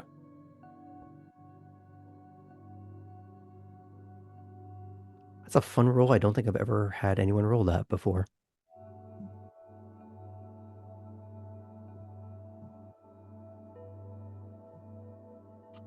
That is 3 successes. Okay. I'd say you're able to find something resembling a police scanner of some sort that is definitely missing pieces, but things that you can fix or combine with stuff you already have, or a few errant pieces that you do find lying around that you could substitute. You're finding more, well, e-waste than maybe you were expecting in this place. The gold and indium circuitry that is more rare than people realize that you could repurpose. That was interesting. So you could find a use for that. What other things would make sense for you that you're trying to look that I'll give you based on that roll? Nothing too crazy, but either things for the van or things for your own tech setup at home. And if it helps, we could pause on that list and we could revisit it off screen if it would make things easier for you.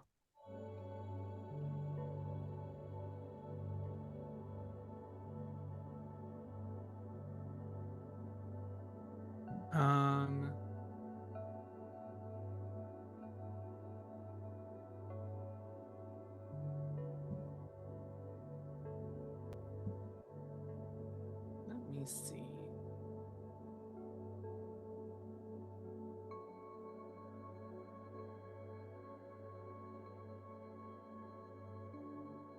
Hold on, I just want to check something on this end. I could give you some options. Slap a cold air intake in that puppy. I know Well, one of the things you want to do is surveillance. So what you could do is repurpose someone's forgotten satellite dish receiver to adjust how you use it. Sorry, it was not a story thing. It was a tech thing. I was checking in on. I'm thinking about something that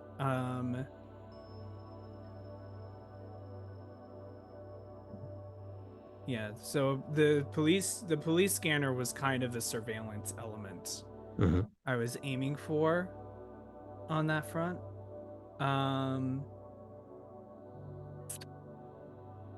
The other thing, because what I'm trying to think of is if I want to go immediately for like some of the trap stuff I was thinking of for Mudmen, but I don't think I've thought that far ahead. But the other thing I could think of is something that I can actually use to make more portable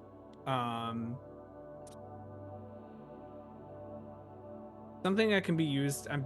The basic thing I'm going for is something that can be used if I carry around with me, that if I see like a surprise camera that I can use as like as my usual option is throw a rock at it or find some way to cover it up.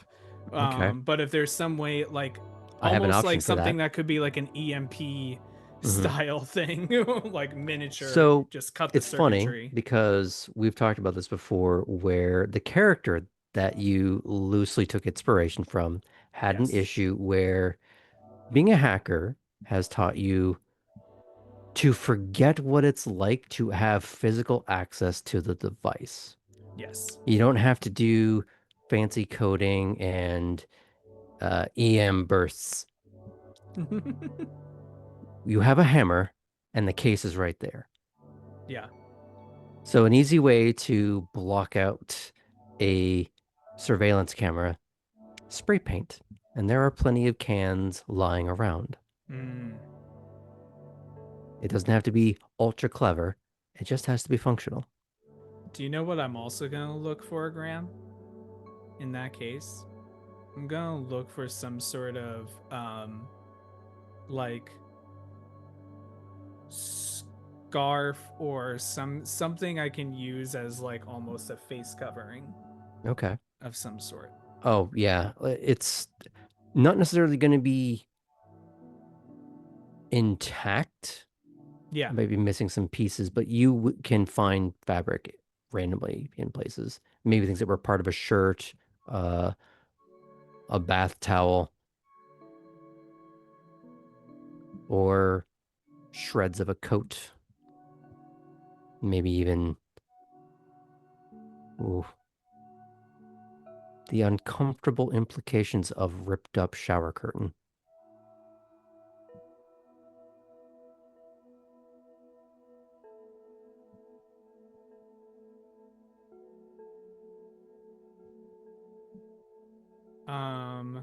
I think I will go ahead and get some sort of ripped up piece of wool or something like that. Okay.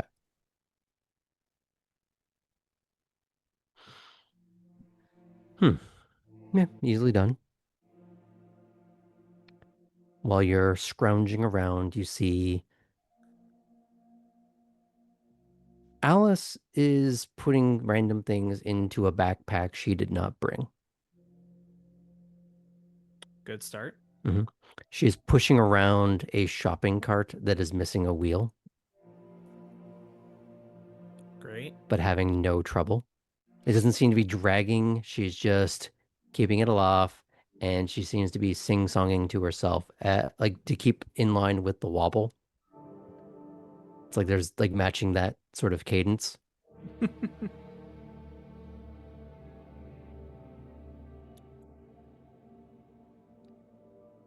But as she wheels on up to you, did you find something?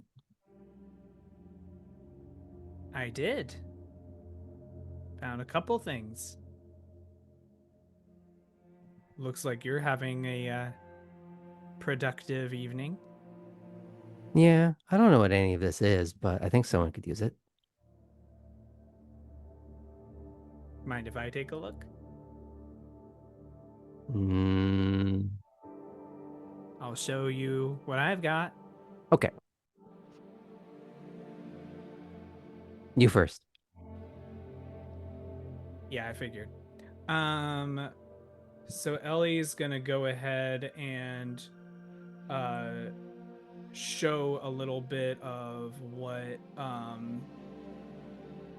they've scrounged together. Mhm. Gonna let Alice look at the jammer Mhm. and the other important electronic things, and we'll let Alice hold the spray cans. Oh, I see. So you're trying to keep her distracted, but like, I have the things. Look at these Yeah. spray cans that you can like spray with while Mhm. keeping the really delicate things. Mhm.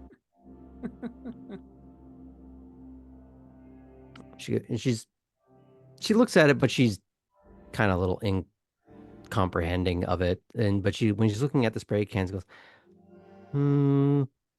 this isn't enough for the van, but we could start. That's true. It She was starts throwing them, and there's another paint can in the cart that you know isn't full, and it's for a color that's like, I don't know how to explain this. It's like if seafoam green could go bad.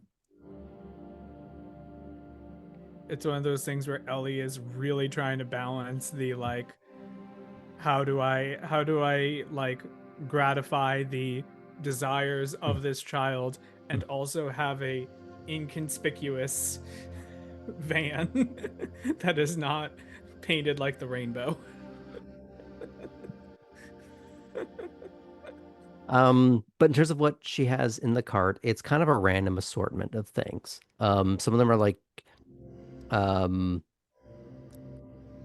like cable box receivers and universal remotes that have nothing to do with each other, but clearly some of that infrared point and click kind of stuff that still has its uses.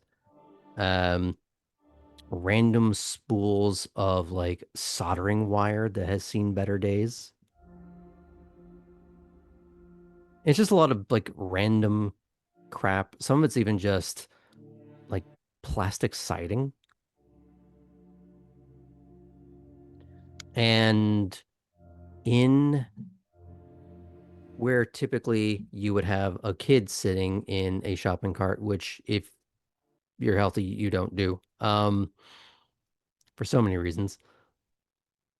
There is a teddy bear that has seen better days, a clipped ear.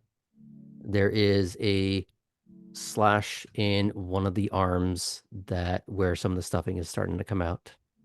It looks not entirely waterlogged, but it doesn't look dry.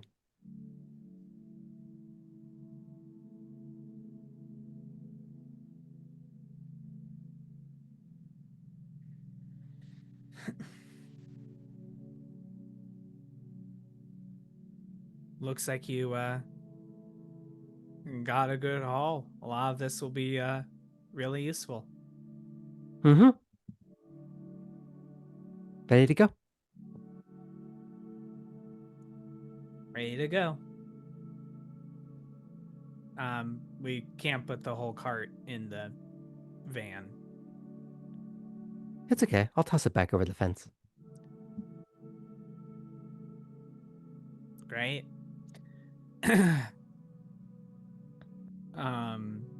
It's broken anyways. As they're like packing stuff into the car, they'll start packing things, and if Alice doesn't already, Ellie will take the teddy bear and will bring it around with them to the front seat. And then if Alice comes to the front seat as well after throwing the cart over the fence. That was not a boast. She effortlessly throws it over the fence. Like it's just the smallest. Yeah, it's like the small. It's like a flimsy little frisbee for her. It goes right over.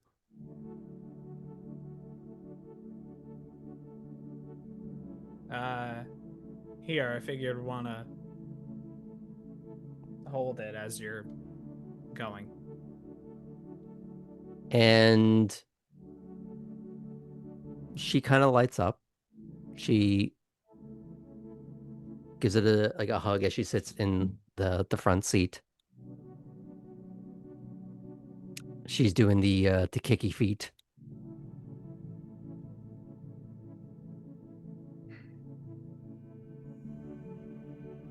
Mumbling some slightly atonal way that the kids kind of sing when they're that young. Nothing that you recognize.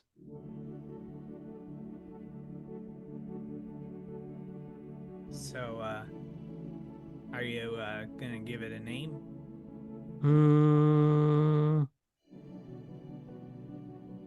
I don't know yet.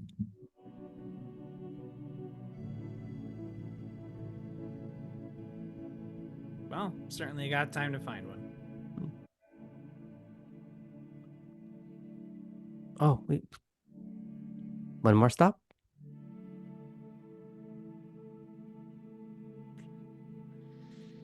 Sure. Where'd you want to go? I don't get to go to Wormslow often.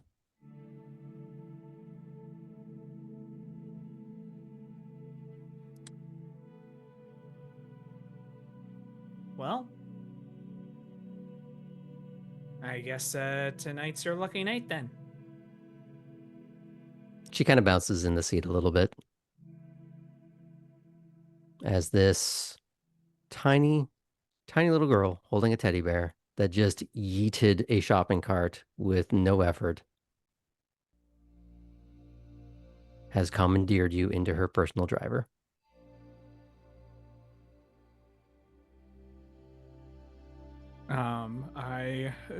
Ellie drives the small child to Wormslow. And I think on that little horrifying note, we can take a small break. See you all in a little bit, folks.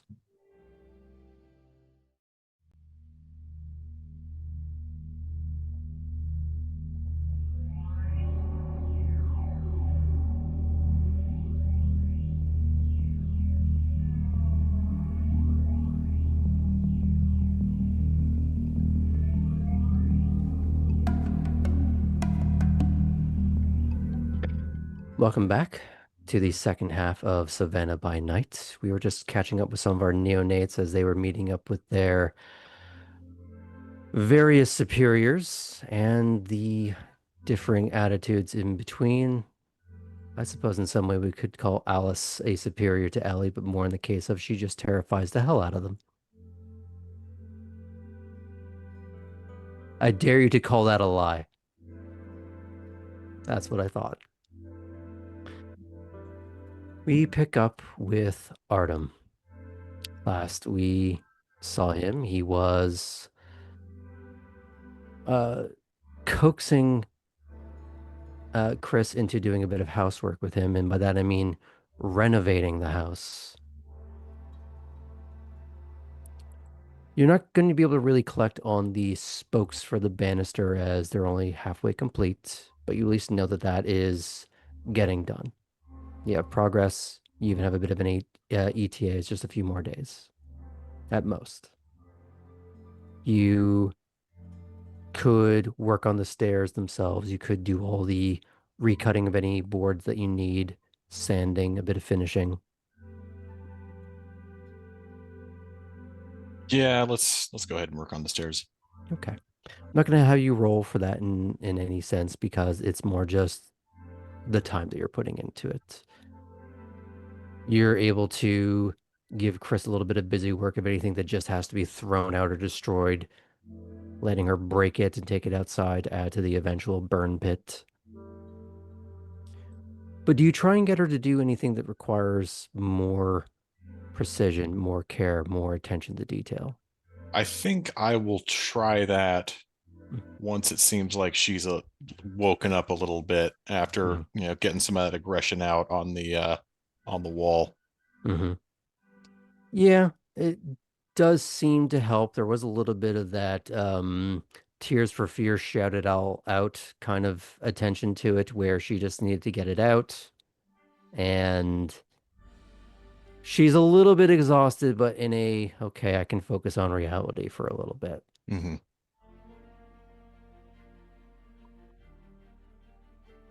And you can get her to say like hold one thing while you cut it, or you hold it while she does that. Mm-hmm. Yeah, Make it a little bit of a team effort.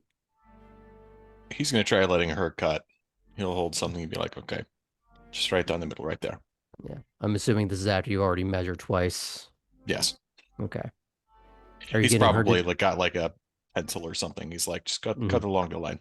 Okay. Are you getting her to do any of that? Do you trust her to do the measurements or? One thing at a time. Oh, I see how it is. Okay, fair enough. Yeah, you're able to do a few of these, test a few. You find that you have to adjust at some point. Like, okay, that wasn't quite right. You're having to shave off a little bit more. And it's that real reality of if a step is off by a fraction, you will have someone trip and have a whole bad day. So there is a certain amount of symmetry that needs to be followed. They all have to be very exact. But that's something you're competent at doing. It just takes a bit of time. Let's say this is the first 2 hours of your evening. You're able to get some of this done at some point. Both of you are going to get cleaned up and changed. Mm-hmm. Oh, he's also going to send a text to the group chat that says, movie night at the house tomorrow. Any feature requests? I think we'll do a bit of a round robin for that later tonight, if we get time. Because that sounds fun. While you send that off, do you get cleaned up in a particular way, or is it just a, track pants and a t-shirt, or what are we doing? Yeah, it was nice enough to go to the house. So maybe jeans instead of track pants. Mm-hmm. But Yeah. Jeans and a t-shirt. Okay. Just barely good enough. Moderately adequate. Okay. Mhm. Um, Passing she's grade. yeah. Her door's closed. It's open just like a hairline, and you can kind of hear that she is fussing with some outfits, trying to figure out what she's going to wear out with the girls tonight when they go to the drag show. And you can kind of hear her getting just a little more and more frustrated because you can tell she doesn't quite know what she's supposed to be wearing for something like this. And you've seen a lot of what she wears isn't like dresses or skirts. It's a lot of like denim and leather with like tank tops and stuff.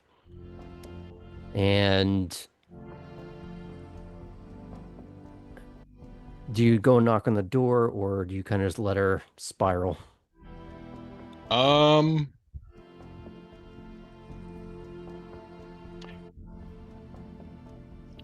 he might just yell up, "See what Poppy thinks."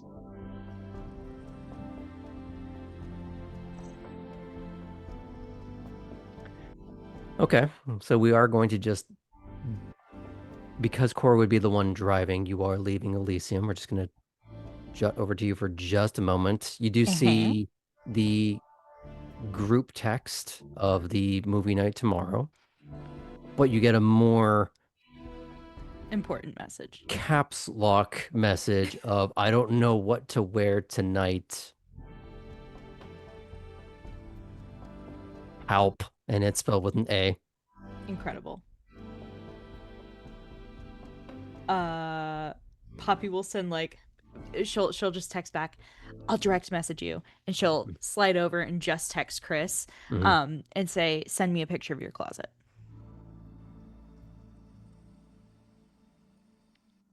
Ooh. Okay.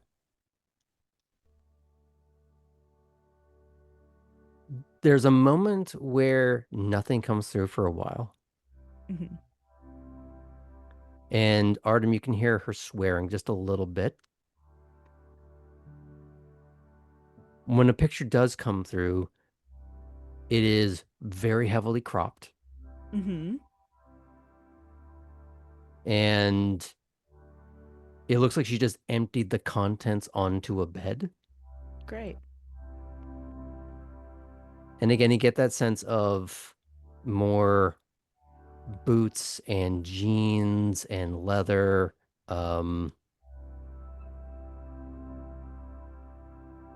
Nothing particularly like girly girl. It's more like girly tomboy. Okay. Okay.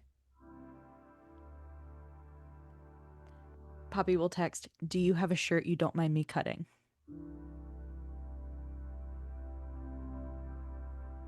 And she's going to point out some t-shirts where that already have like some styled wear and tear that Great. she's fine with. Do what you got to do.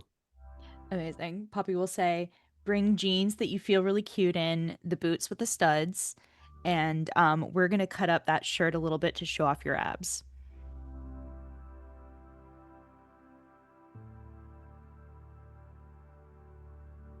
And Artem, being completely ignorant to all of this,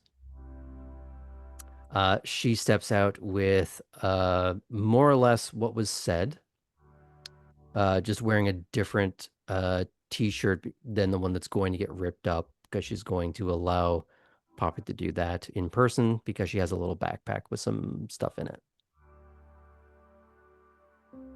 Looking good. You ready? Yeah, I think so. Oh, and she's going to send one more text to Poppy. Makeup help.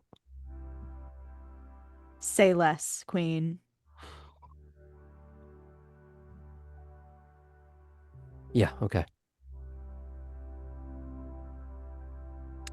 Artem, in that time, you got a text.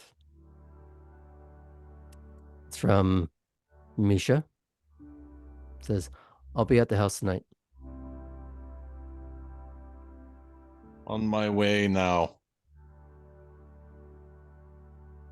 Okay. Two of you head on out. Is there anything you want to talk about, or it's just you've been working together for a couple of hours and you're just going to give each other a little bit of mental space? I think for the most part, he'll just kind of give her space. If she wants to talk, great. If not, Artem is perfectly happy driving in silence. It's mostly silent. Every now and again, it's her asking his thoughts about a movie. Never seen it. Yeah, I imagine it's a lot of that. But then she'll ask you about, some movies that you would like, and it's probably something she's never heard of. Mm-hmm. Or it's Come so on, that one has an English dub. Yeah, or it's something so painfully mainstream, because that's one of those things that trans what's the word I'm looking for? Transcends languages, is when it's something very popular, like the Marvel movies or something like that. Just it gets seen in a lot of different countries, a lot of different languages. Where some of the art house movies only stays in the language it was made in. Mm-hmm. So it's a few little bit of banter like that, but it's primarily quiet. I assume there's no drama from you at the gate. Okay. When you do park, she takes the backpack with her. And assuming no other attention is given, Bruno just gives you a little nod, waves you both in.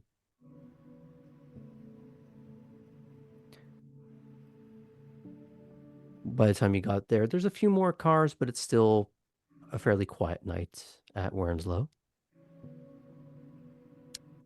You would see at this point, you would see Poppy's car. You would not see Cora's. You would not see the Prince or Seneschal's trucks.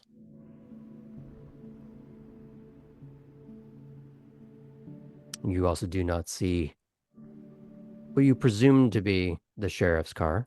Mm-hmm. Quiet night. Mm-hmm. As you're passing through. Well, hello there. Sir Atherton, how are you? I'm doing well, thank you for asking. And yourself? Doing well. She gives kind of a awkward little wave. She looks like she did some like base makeup, but more a case of making it easy for Poppy to do whatever magic she's going to do later. So she's almost feeling like I did not pull on my whole face and I'm at Elysium. So there's this little bit of like playing with the sort of more wild phrase of her hair. She's also standing next to Artem, so she's probably looking better than him at least. Yeah. Yeah, but she cares about her appearance. Well, that is a good point. So, is there anything I can help you with this evening? Anything one you're looking for? I'm going to speak with Misha later, but I don't think he's here yet. Where did you say that library was? A library would be upstairs. Okay.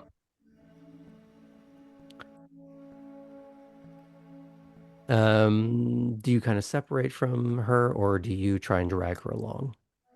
No, I'll separate. Okay. I'll just give her a little nudge and say, let me know if you need anything. Mm-hmm. And she lights up a little bit as she does see someone she recognizes, and you do see her walking over to Harlan. Artem will give Harlan a nod too and walk up the stairs. Hey. And they'll just sort of hang around in the main hall for a little bit. And is there anything you're looking to do in the library?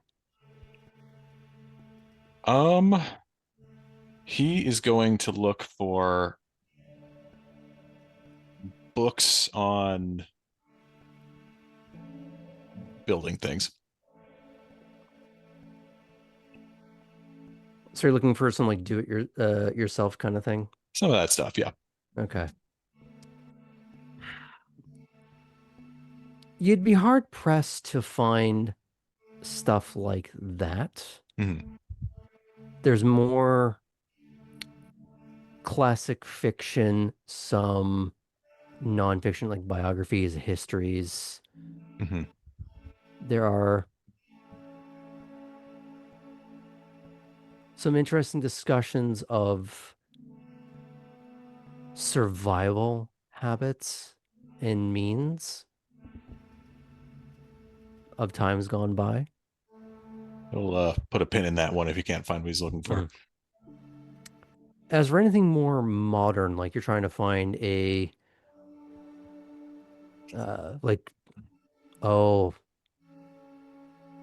this would be kind of fun. Only because in reality, this book was never actually published.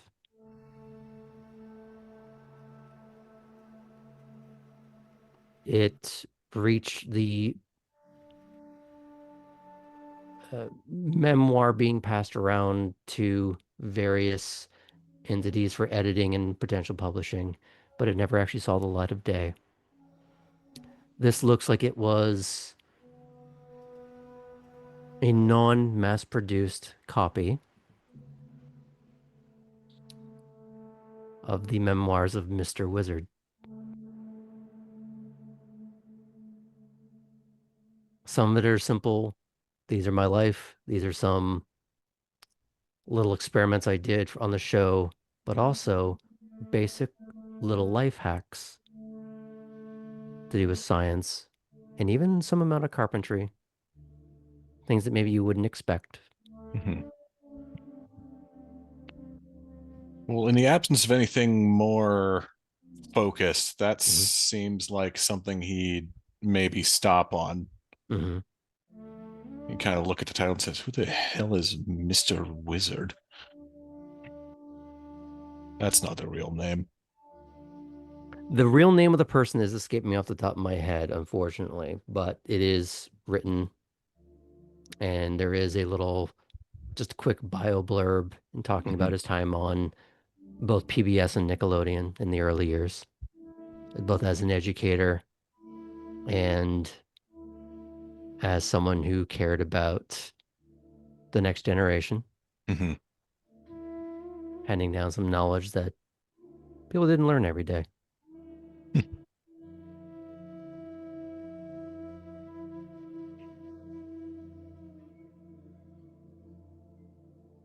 think he'll take that book. He'll find somewhere quiet, out of the way, Mm-hmm. and he'll start reading his wizard book.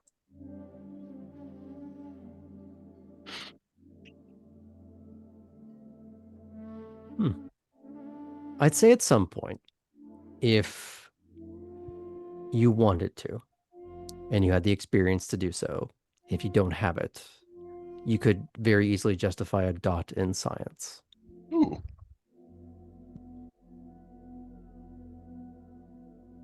You may want to write that down for yourself. Have a dot in science. That's maybe got something to do with why this pulled towards him. Okay. I'll write that down. Okay. And as you're leafing through it and finding a few things that you find interesting, skipping past maybe some of the biography stuff itself, you do get a text that says, "Docs."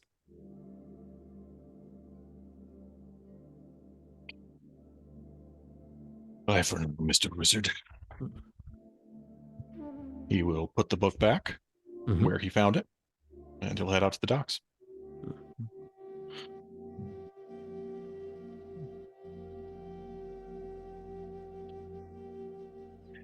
As he's getting out, he's kind of looking around. I assume we're at the docks because there aren't a lot of other people there.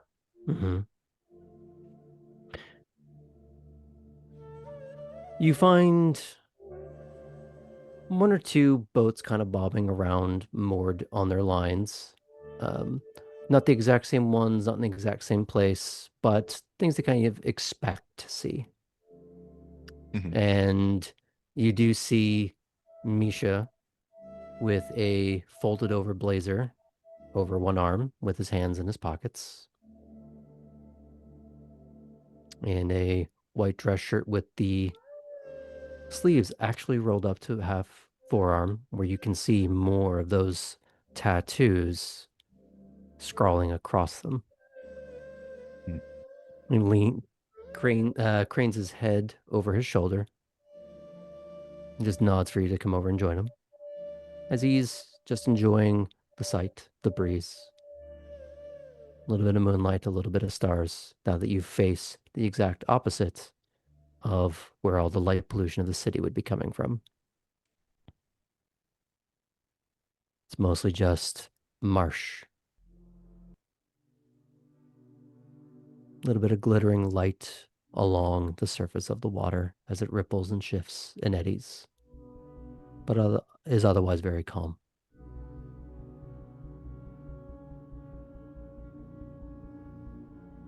Not a bad night tonight. We do like it calm. Do you prefer English or your mother tongue? We'll do mother tongue. You will transition into Russian, which you do find a few gaps. You do have some shared loan words, a few differences, but you're still able to communicate.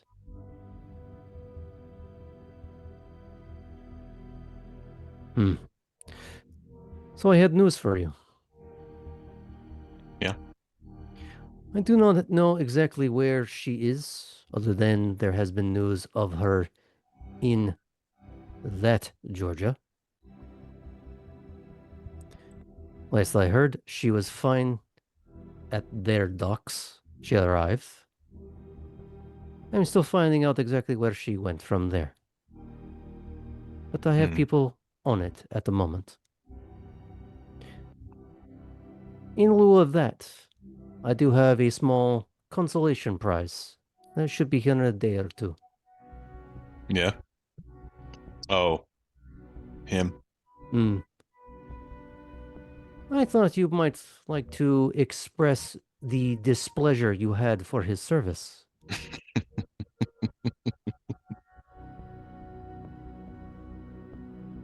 What's allowed? Everything up to not death.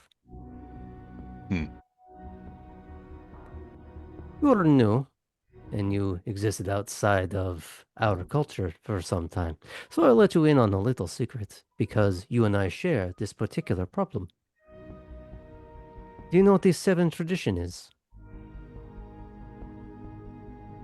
I do not. Don't get caught.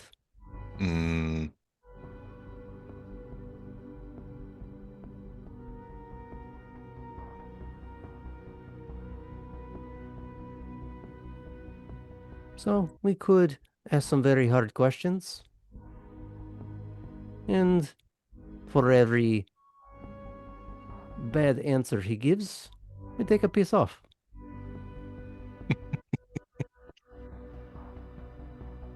He is presently staked. And should he be, well, best and forthright, I'll let you put the stake back in as many times as you like. That sounds like good practice.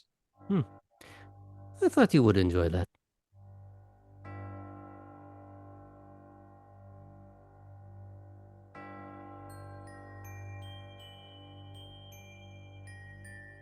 Is there anything specific you're trying to get out of him, or? I want to know exactly why he thought it was a good idea to besmirch what we do.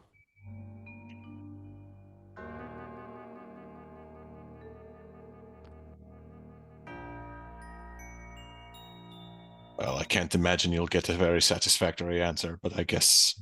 No, but his screams would satisfy the terms of what is expected of us.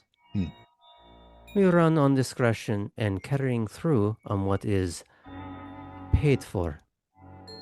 When one of us goes against that, well, it would create certain problems of perspective. You would agree? If we are viewed as unreliable, it's bad for all of us. So an example needs to be made. And he doesn't necessarily have to arrive back home all in the same package.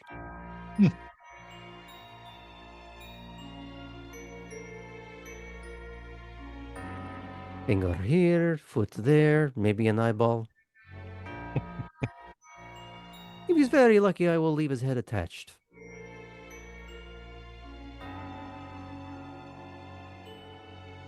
I guess we'll see how he answers. And he will step back very smoothly from Russian and into English. I take it we see eye to eye on our expectations of this little interaction. I believe we do. I regret that I cannot find her at this moment. But I will continue to put people on it. Understand that this is not directly a favor for you as much as it looks bad for all of us. So I wish to see a positive resolution to someone else's folly. Well, favor to me or no, I do appreciate it. And I know we had discussed perhaps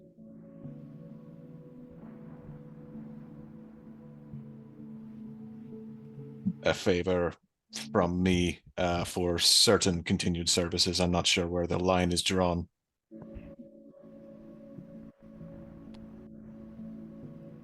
This is something for both of us because of the professional courtesy.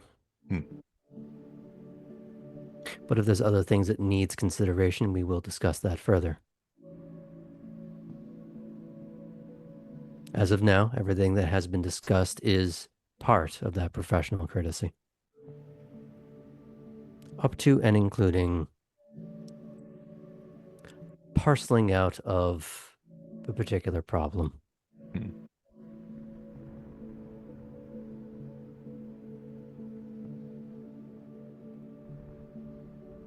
I do wonder what I would be able to do for you.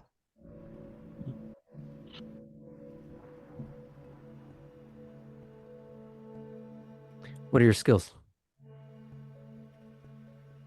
I mostly in construction.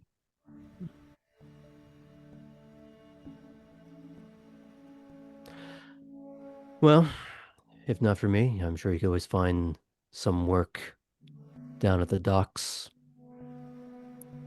A lot of home renovation is required in a city that's so often hit by hurricanes and heavy storm.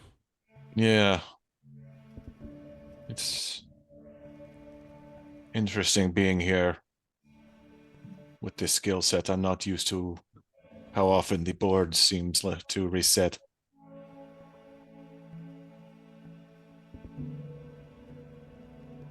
So, less than you would fear, more than you would expect.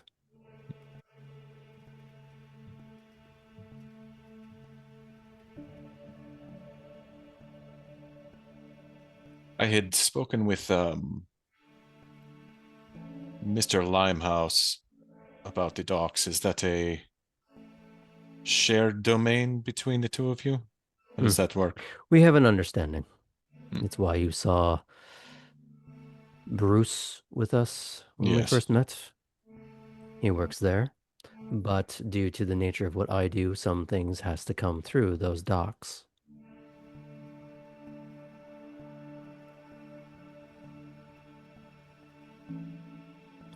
It's good to maintain professional relationships, you would understand. Sure.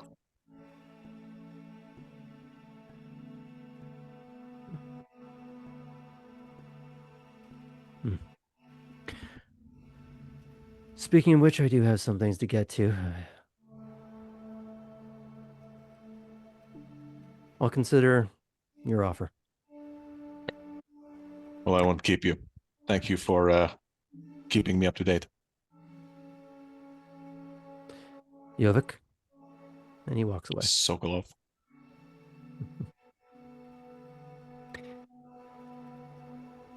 Is it okay if we fade out on that with you contemplating on the dock? Yeah, he's kind of looking out at the night sky, wondering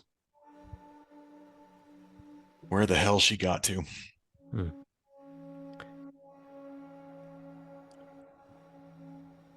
And because I can't ignore the opportunity for a good Fievel reference, maybe somewhere out there, staring up at that same sky.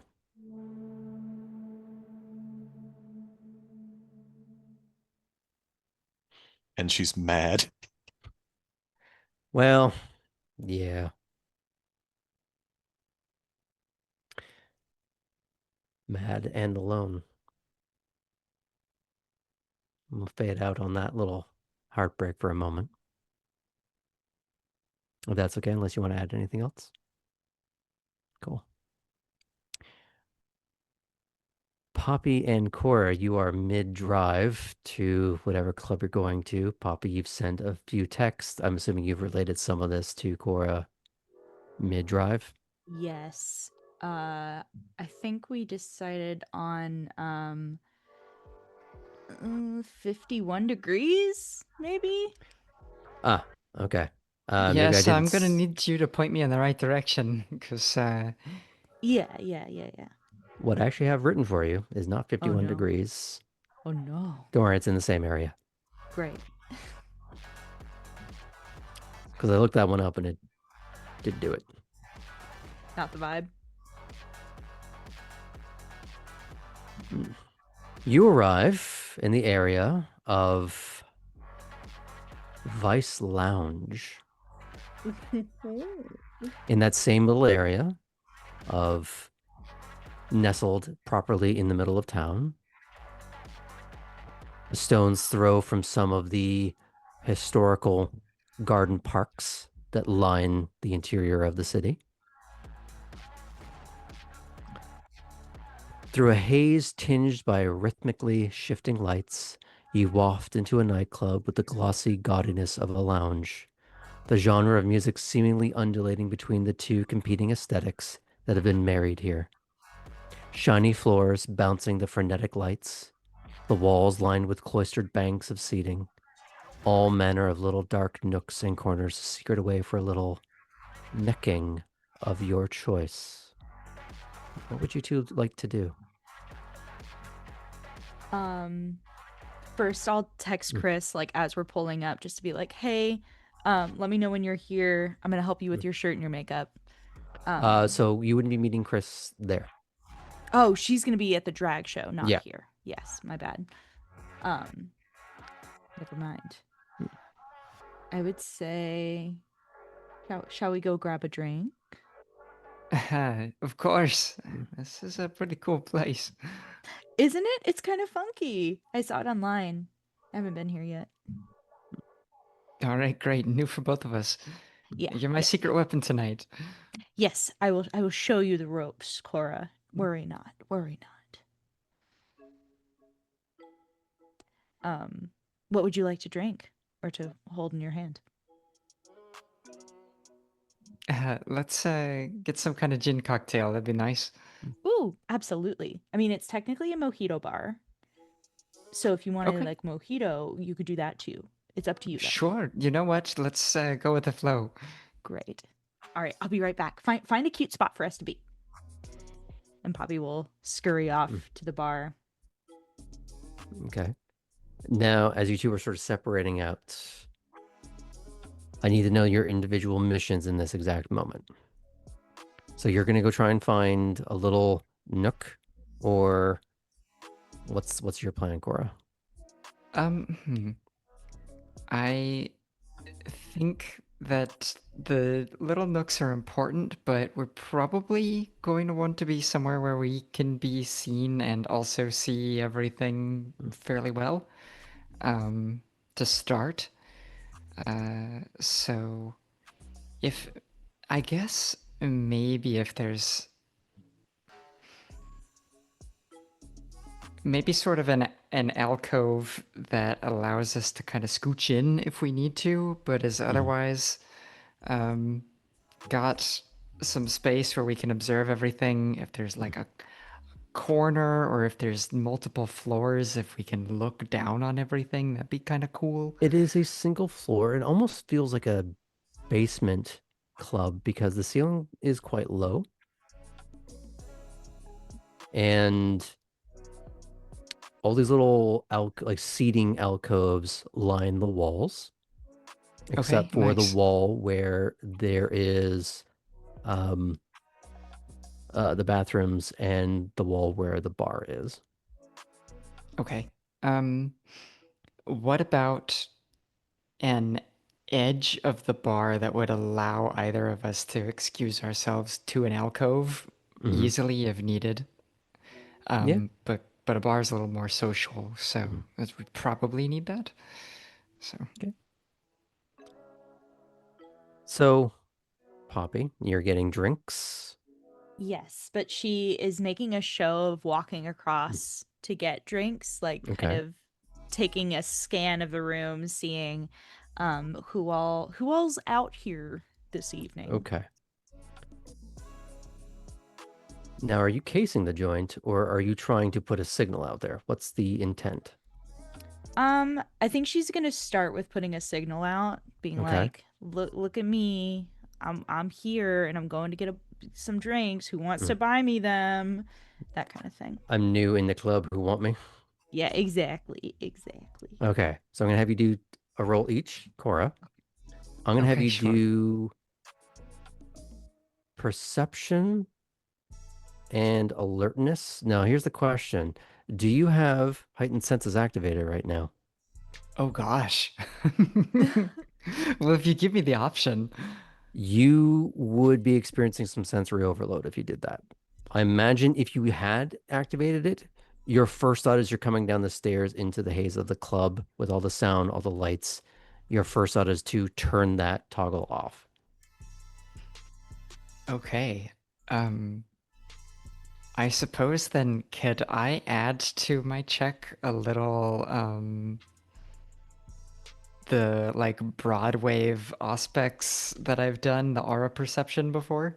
So we're doing something unrelated to that. We'll come back to Okay. that afterwards. Sure, sounds good. Then I'll just do my standard alertness and perception. So this is not for the people, this is for something else. Okay. And for Poppy, let's go with appearance. Because you're trying to like put that bait out there. Mm-hmm. And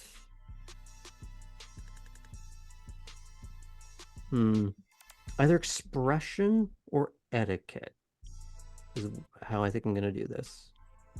Okay. Ooh, I'll do etiquette. I got 4 dots in etiquette.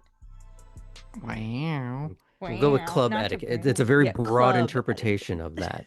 Yeah. You know Club the etiquette. signals that Yeah. how to send them. Yes. Okay, so Cora, what'd you get? Not great, not terrible. I got 2 You got 2? successes. Mhm. You are able to actually find one of those like little smaller alcoves with just a couple of seats in it. Okay. It kind of looks like It belongs more behind the beaded curtain of a strip club to a certain extent, but you're able to get some seating that no one is using at the moment. Enough that has a bit of an eye of the club. You're not too hidden. And that way you can kind of just make eyes if you wanted. You could sort of pull someone into your orbit. And if you do, you have a way to sort of surreptitiously take a drink.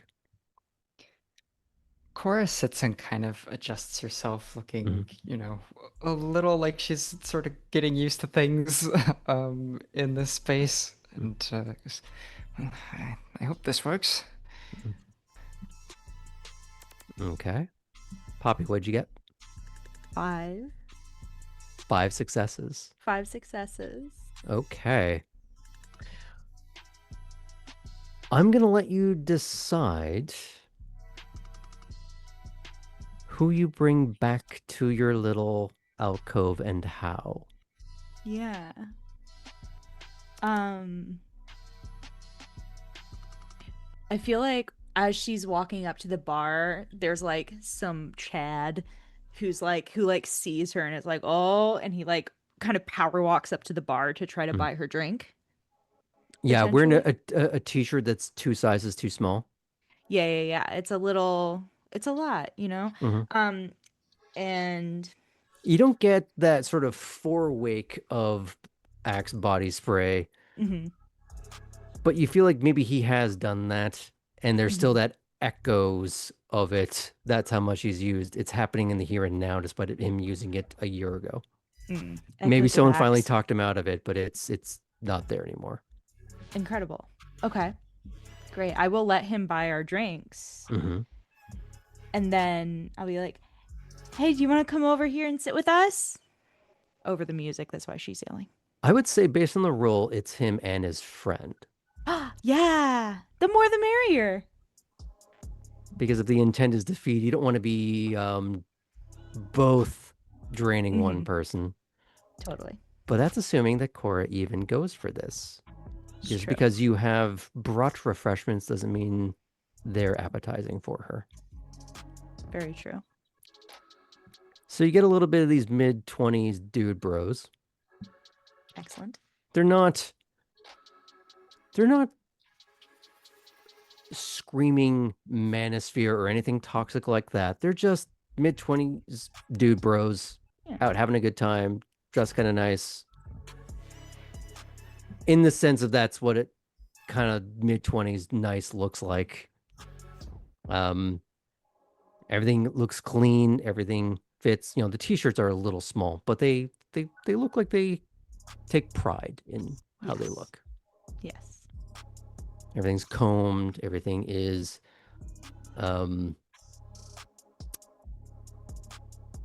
whatever shave that they do looks like it's spot on.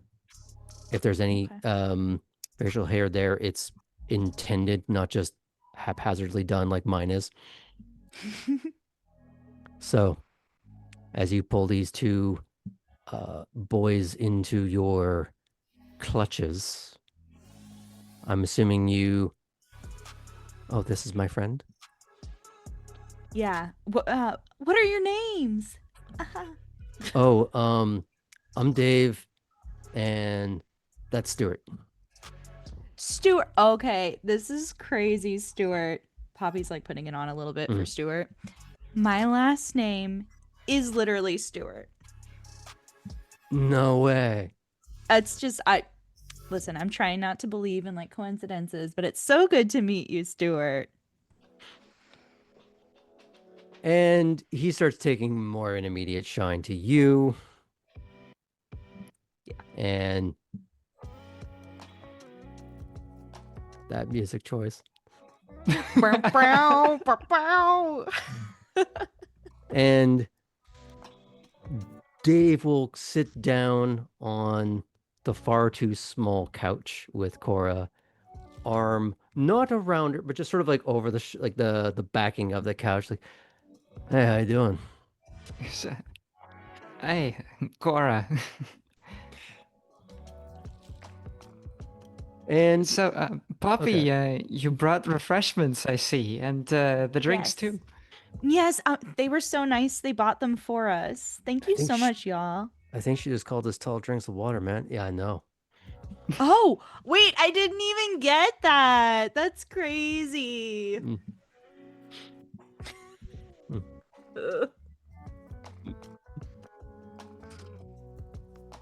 So there's a bit of that dude bro energy kind of conversation going around.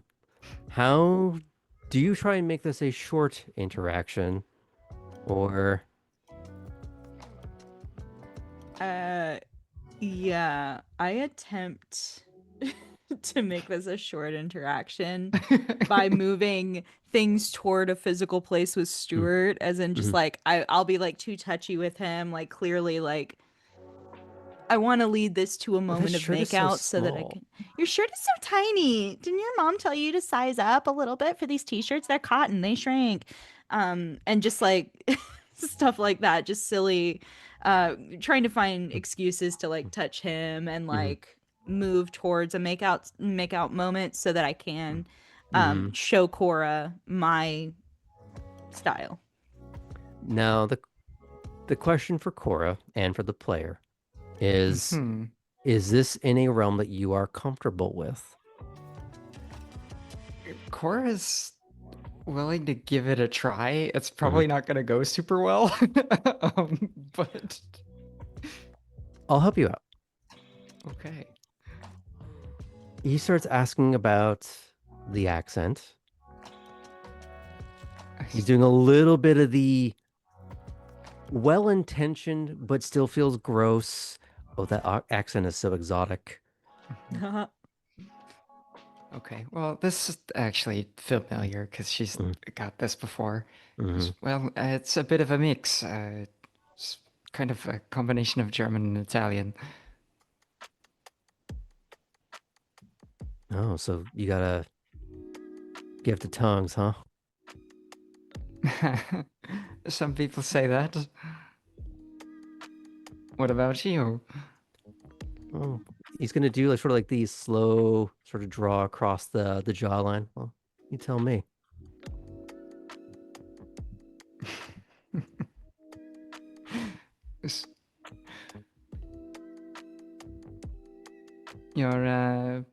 Your accent, what part of the country is it from? So I just want to put this out there. He was leaning in for the kiss, and you're clearly sort of like nope, no. Let's keep this casual friend. I just want to know if that's what you're doing. Yeah, she's just oblivious. Okay. And he's he's like hard rebooting for a second. It's like that should have worked. Why did sorry, what? Your accent is interesting to me too. Oh. Would you like to get better acquainted with it? I could. And because he doesn't know any other move, he's doing that same trail, same line along the draw, trying to just get you to meet him halfway and trying to see if that doesn't work. Can there be like a jump cut to like this man is like on Poppy's neck? Just Absolutely. Yeah. Cora I will would say, see. I will say this. The minimal amount of touching that's going on, even just that little like fingertippiness and the proximity and the heat, and you feel that clench in the gut of the hunger pangs.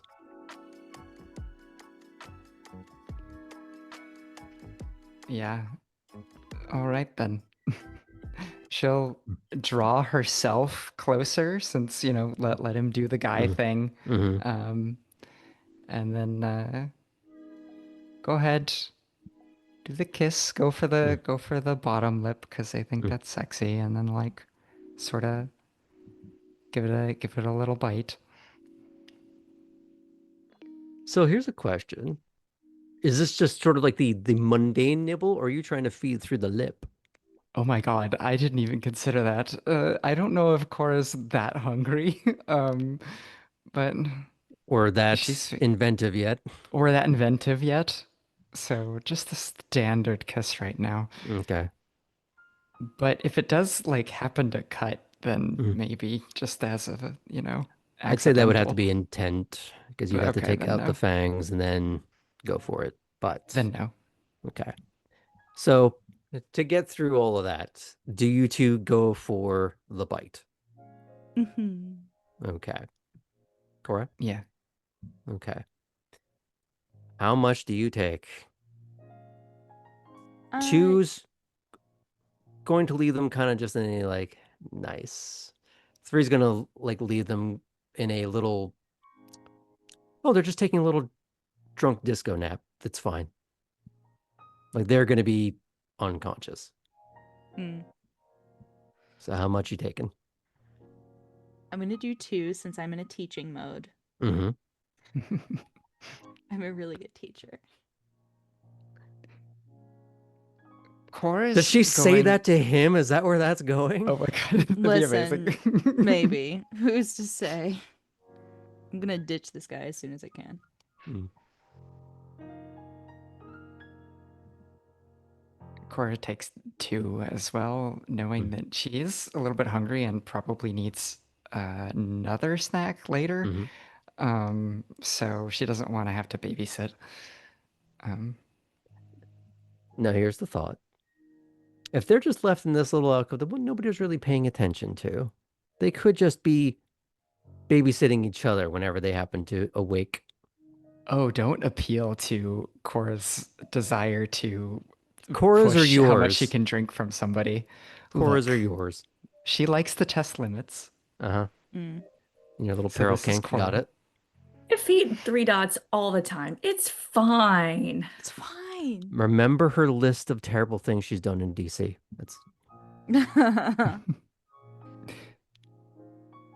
She's So had a few Stuarts and Daves in her time. you've persuaded me to be aggressive. I would like to take 3. Okay. Has that changed Poppy's math? Perhaps when she sees Cora's guy pass out. Poppy's like, oh, that's Hold on. wild. Hold Sure. on, you're a little asymmetrical. Yeah, yeah. Yeah, Poppy will go on to the other side. Just be Mhm. like, you like that, big boy? And then, good night. Stuart. I imagine she Stuart actually said that. Little. Sorry. I'm done. She's just an ounce away from spiking the ball on the play at this point. Cora's then gonna turn to Poppy and put her arms on the table and go, okay, so a bit of a false start, but we got Yeah. there. I gotta pee. Do you want to come with? Yeah. Poppy will wink. Hopefully she knows. Hopefully this is not. I mean, she wasn't cluing into an earlier code. Right. Maybe this one will work. Yeah. Does Cora follow suit? Yes, we're good. Okay. She knows that one. Yeah. Is the intent to filter out of the bar entirely or just to go, away from the scene of the crime? Yeah, just to ditch them. Okay. Because they're loopy and clearly need a nap. They weren't enough man for us, clearly. Tra-la-la-la-la. Mm. Okay.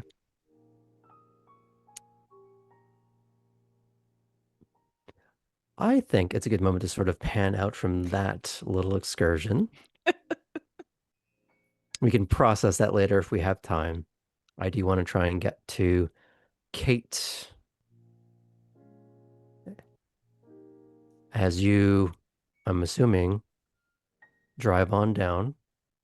I'm going to change my shoes first because as powerful it is to be a tall woman in heels, I'm not getting my heels stuck in the mud trying to face some brouhaha. Okay. I view this as the equivalent of when you are expecting a construction site as a non-construction worker, your shoes not only have to be steel-toed, They have to be mucky.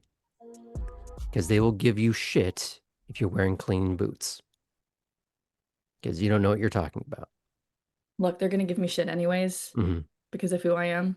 This is just about to be a part of it. Fair.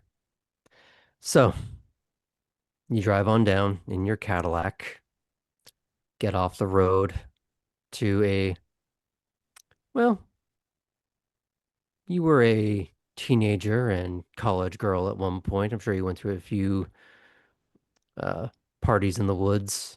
Mm-hmm. So you find the haphazard array of motorcycles, a couple of pickup trucks. I haven't met many Bruja. Do I recognize? I think Jolene would probably be the only one I recognize here. Do I spot her?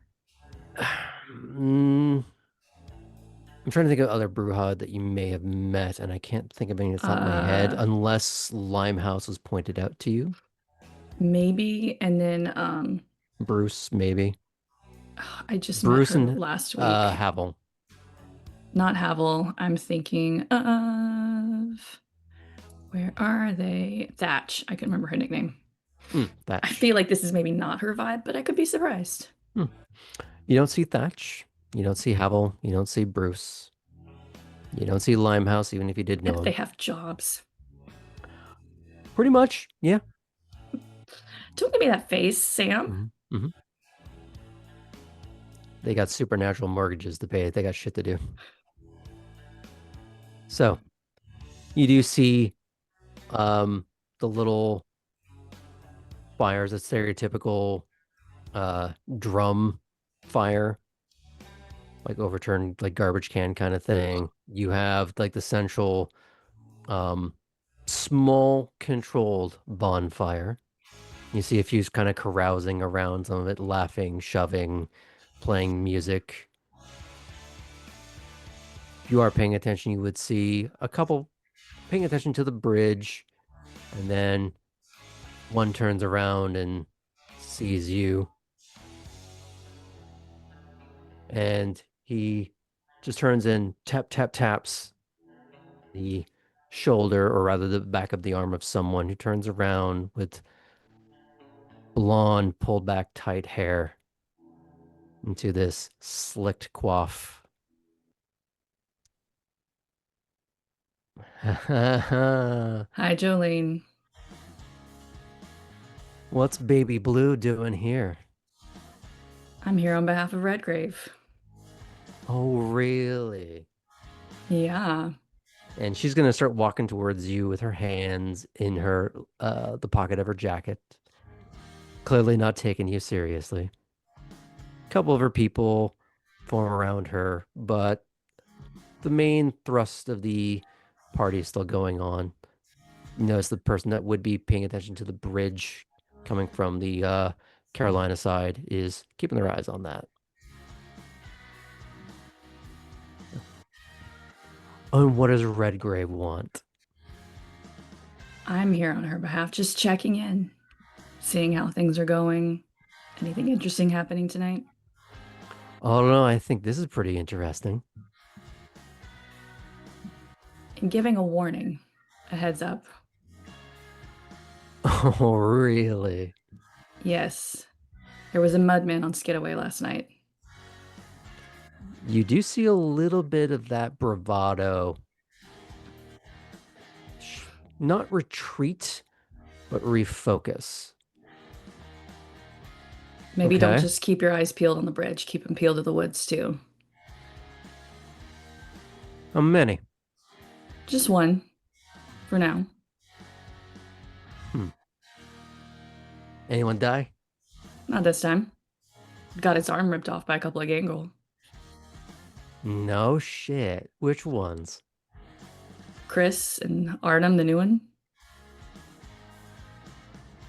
Oh shit, new kid's got moves. Yeah. Well, isn't that fun? What about you, new kid? What about me? You got any moves? Couple. No. Does she now?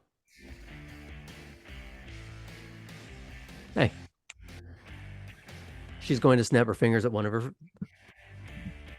manpanions in her orbit. All right, Bobby Drake, come here.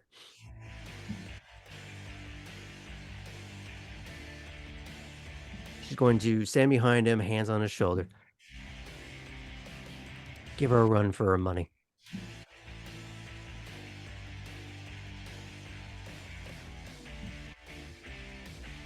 What's he doing?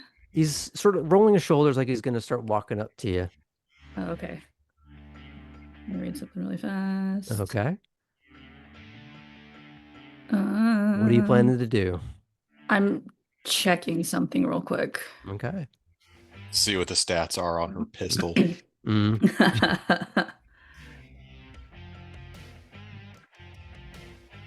Okay. I want to let him get pretty close. Mm-hmm.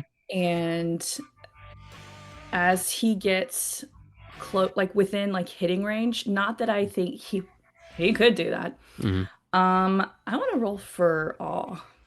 That's what I thought you would do. So, what's the mechanics on that? It is I have to spend a blood. Let me erase that. Thanks for that, Barry. I appreciate it. I have to roll charisma plus performance, difficulty 7.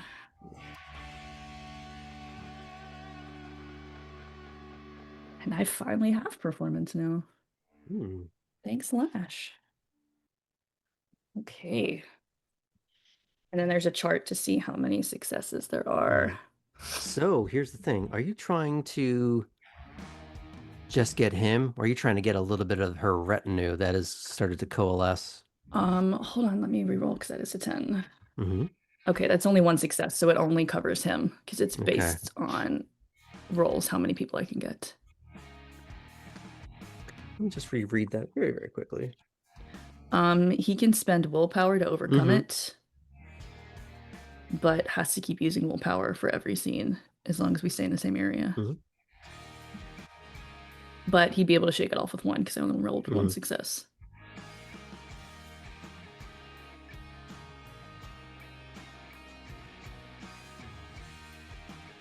So what is the desired outcome here?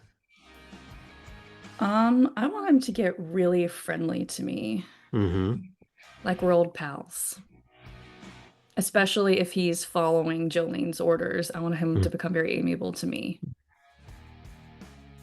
That more hostile locomotion turns to something a little smoother, and he's like, not unlike the boys in the bar, there's a little bit like, how you doing, Blue? It's Fulton. Fulton. What's your first name? You'll have to find out later. We can find out now. Maybe try to keep your wits about you first. Can he tell that I've used that on him?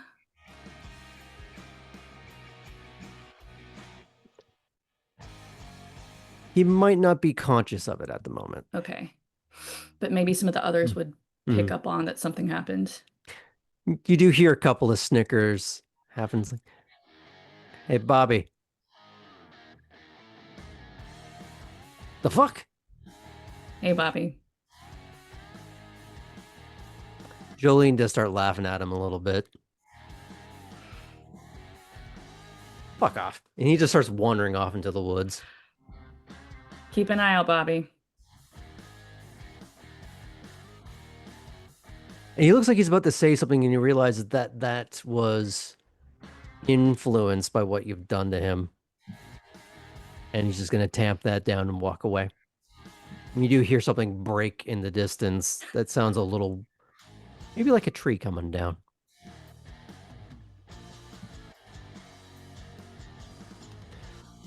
Well, look at that. She got moves after all. Told you. I mean, it was just Bobby. It's a start. What else you got? What else do you want to know? Well, I want to know what this little representative of Redgrave, I want to know what she does. I don't want to know why we should be paying attention to you at all.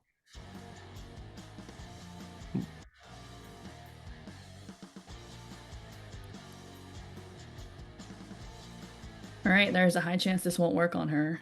Mm-hmm. But if we're showing off, let's try it. Okay. Okay. I'm assuming this is dominate. Yep, I'm just going to Okay. use command. You're going to send me very quickly on Discord your generation. Okay. Let me find you. You are.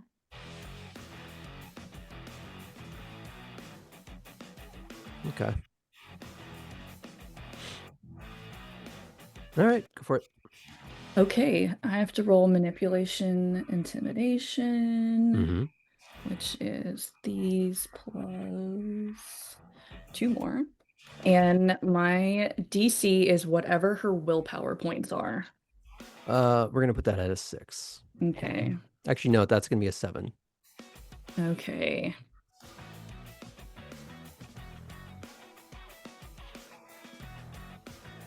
That is just 1 because we bumped it up to a 7. Okay. What are you trying to get her to do?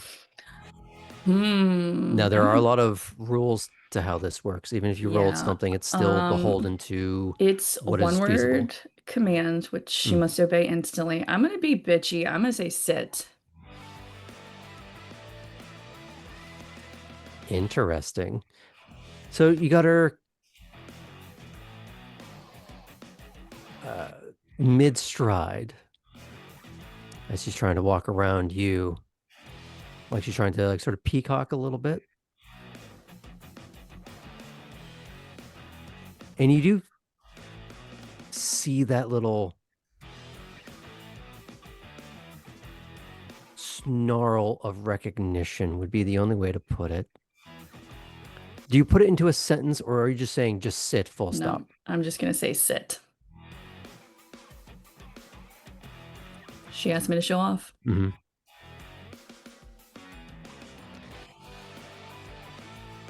And she's passing by a motorcycle. And she grins as she sits down on the seat, sideways, just facing you with her hands in her pockets. She looks at her friends. You really think that was going to work? You did what I said. I mean, props for finding a way around the obvious on the ground. And she's going to get up off the bike. What is it? The spirit of the law as opposed to the letter?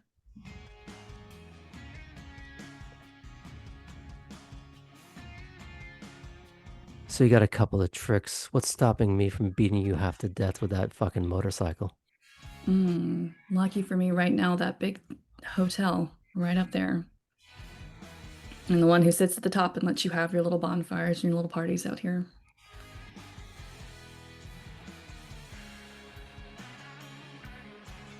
Who said I couldn't send you back to her a little rougher wear? Because you would be a little rougher wear too. Are you sure about that? I am. How sure? Positive.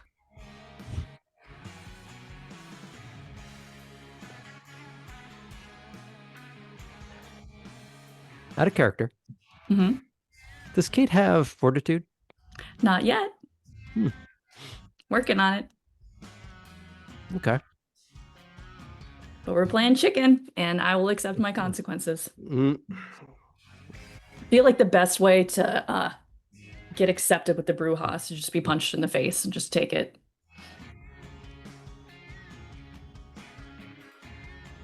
What happens will happen. Not a bad thought. Again, I accept the consequences of playing chicken with Jolene.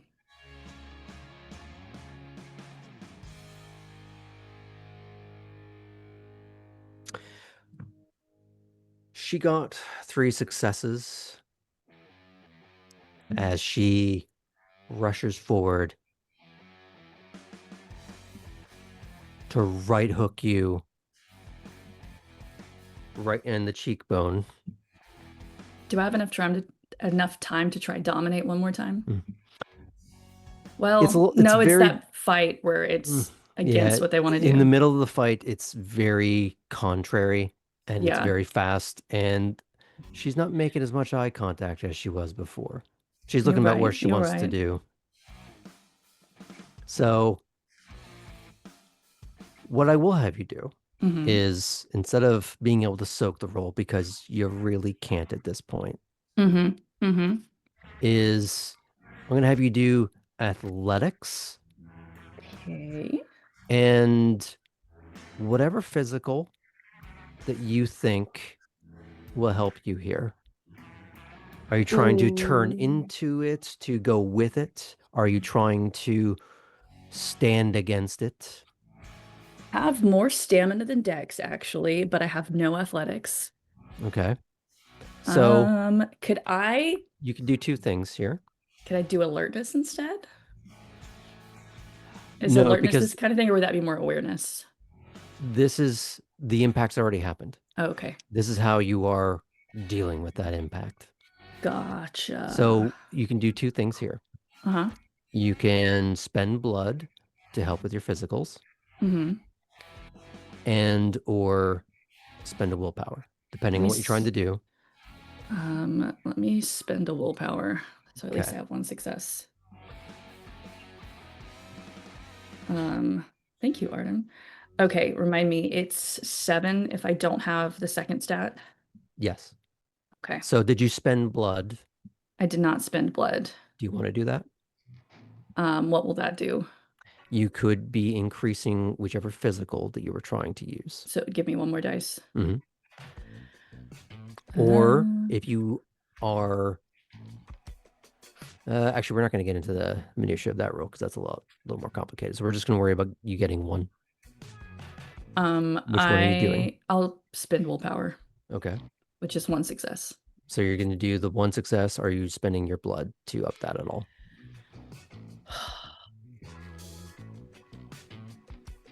I have, because I've already rolled, I'm just going to stick with willpower because I Mhm. don't want to have that extra die be a 1 and take away my one success since I've Okay. already rolled and I've already Mhm.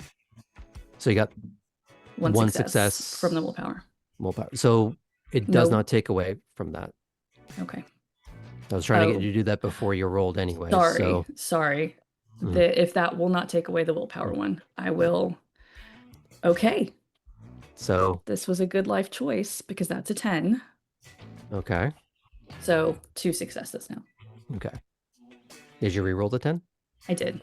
It was not. Oh, it doesn't matter because you got a 1. It doesn't really No, matter. no. I was worried I had gotten a 1. So you got 2 successes. You stagger because she got 3, but you're not knocked on your ass.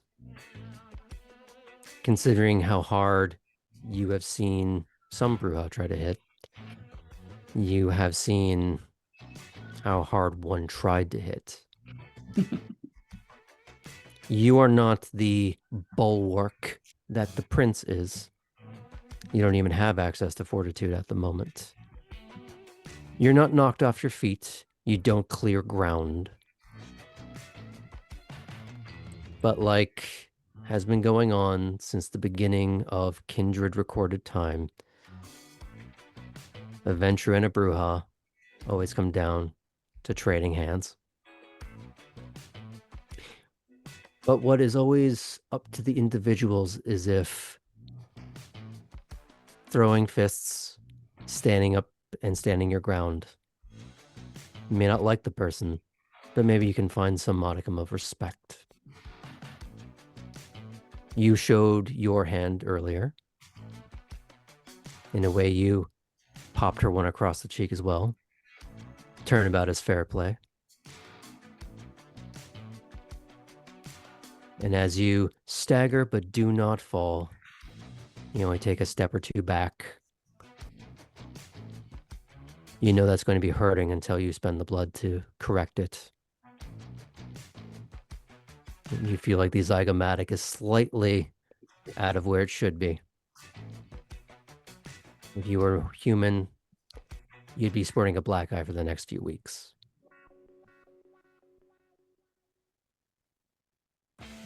Well, shit.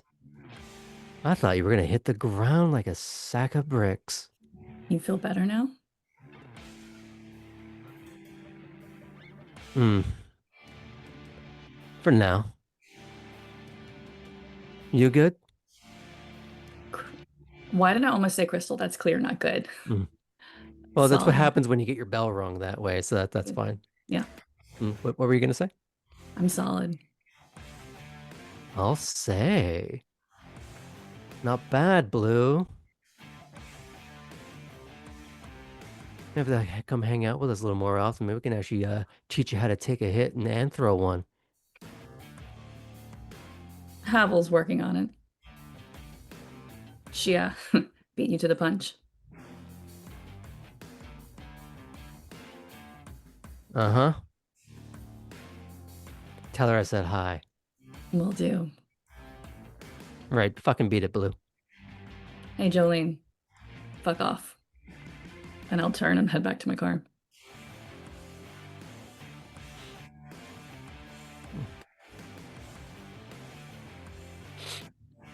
You hear another crack of wood.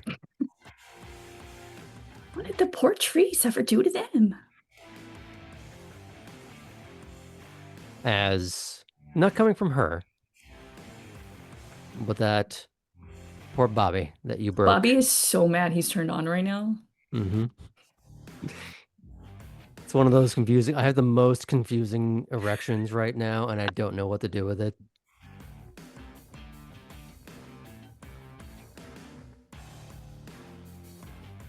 And as you drive away with your smaller and maybe perhaps moral victory in a couple of places, the sting on your cheek becomes less dull, but ebbs off as you head back towards Redgrave.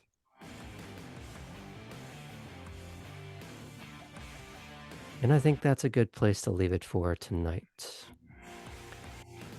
Do we have time to do just a very quick round the table? We're going to start with Fulton, just to make this easy. You've had a busy couple of nights. Let's try and condense at least a few feelings. Okay. Lash was the night before. Mm-hmm. There was something I had written down several weeks ago at this point. She told Ellie that everyone called her a bitch, but that's not entirely true now. And that is new for Kate with these new friendships and these relationships that are developing. Yeah, that little taste at Lashes was nice, but again, that is such a small fraction of what she knows Lash does. And Redgrave was intense, but she wouldn't have expected anything less. And it felt good to be able to answer like that. And even getting into a bit of a dick measuring contest with Jolene felt more right than any of her previous internships so far.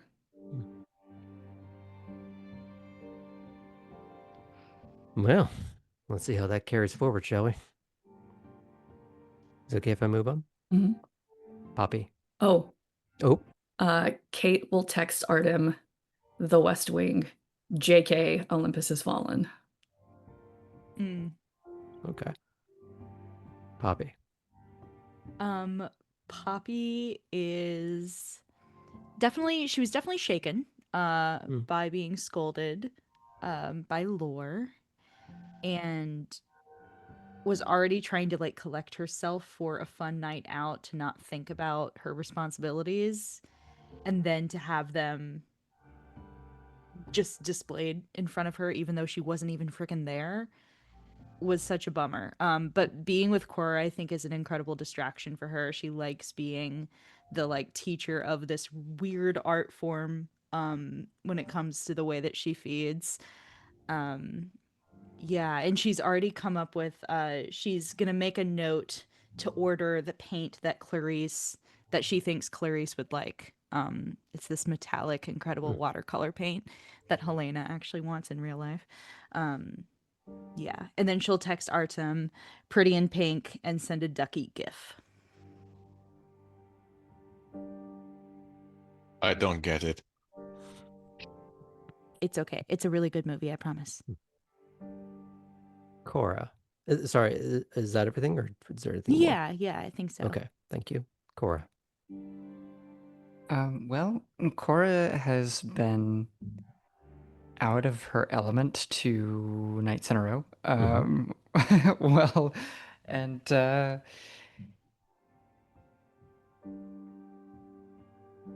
well, hopefully she'll figure it out one way or another. But I think that she came away from the conversation with the crew and the prince and the conversation with Grace, both feeling fairly good about the way she handled things. Though I, as the player, suspect that she may have raised a bit of a flare in the eyes of Grace over herself with all of the problems that she admitted to having. But yeah. Well, I guess we'll see how things continue. She likes spending time with Poppy, whether or not she ends up taking to her style of eating. Do you send Artem a movie choice? No, not right now. No, not Amelie. Not Good Burger. It's not, Not good, Good Bert. Burger. Okay. Artem.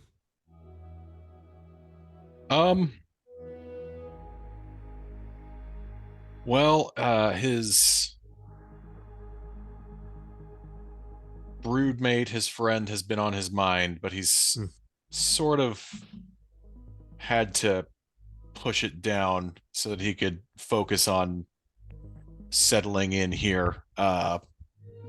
Best thing to do is to make sure that, if she is found, she's got somewhere to go. But this is the first he's heard of her in a long time, and he's thinking a little bit more about how fucked this whole situation is.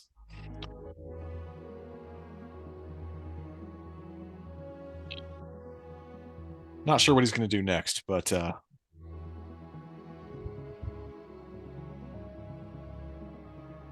that's what's on his mind. Yeah. How's he feeling about the Mudman?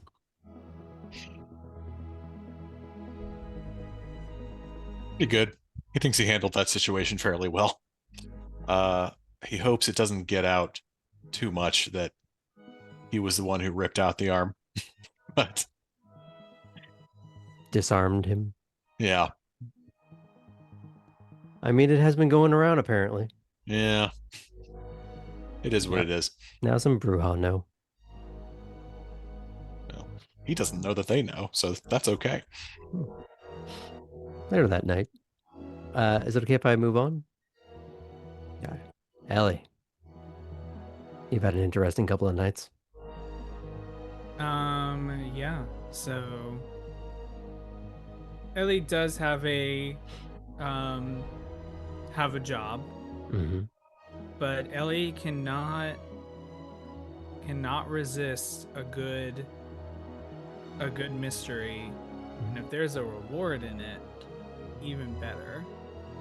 So this focus on the Mudmen has really kind of sparked a little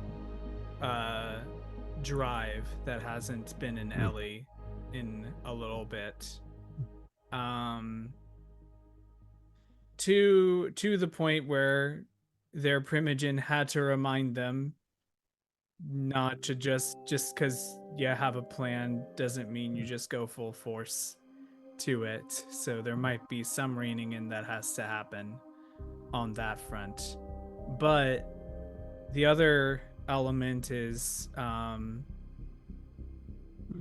finding a strange connection with the most terrifying being that has ever existed in Savannah, Georgia. And that is, of course, Alice. And finding a weird camaraderie in a lonely child that brings Ellie back to a long time ago. And makes Ellie want to give that child maybe some of the companionship that she never had. And also being reminded that this is not a normal child. This is a normal child that can throw things 30 feet in the air like it was nothing. So Closer to 50, but yeah. closer to 50. So like also getting reminded of that every now and again. I don't send Artem what my movie choice is because I'm not part of the group text. So You can start one. Working as intended. If there's nothing else, a reminder that we are not on next week or the week after that. We will be back in. What's the math on that? we will be back On on the The 13th? 20th? 13th. 13th. Is it? Oh, right. The 20th. Yeah, 2 weeks. the 20th. 30th. Yeah. the Boo 20th earns. of August. 20th of August. But August. technically, from my point of view, we have crossed into officially being on for a year. Yay! Thank you all for joining us, for indulging in my bizarre range of nonsense, both for my players and for the people who have been watching and have discovered it along the way. Thank you so much. Perhaps if we play for another year, we'll get into another week of play. So A week per take care, year. everyone. See you in a few weeks.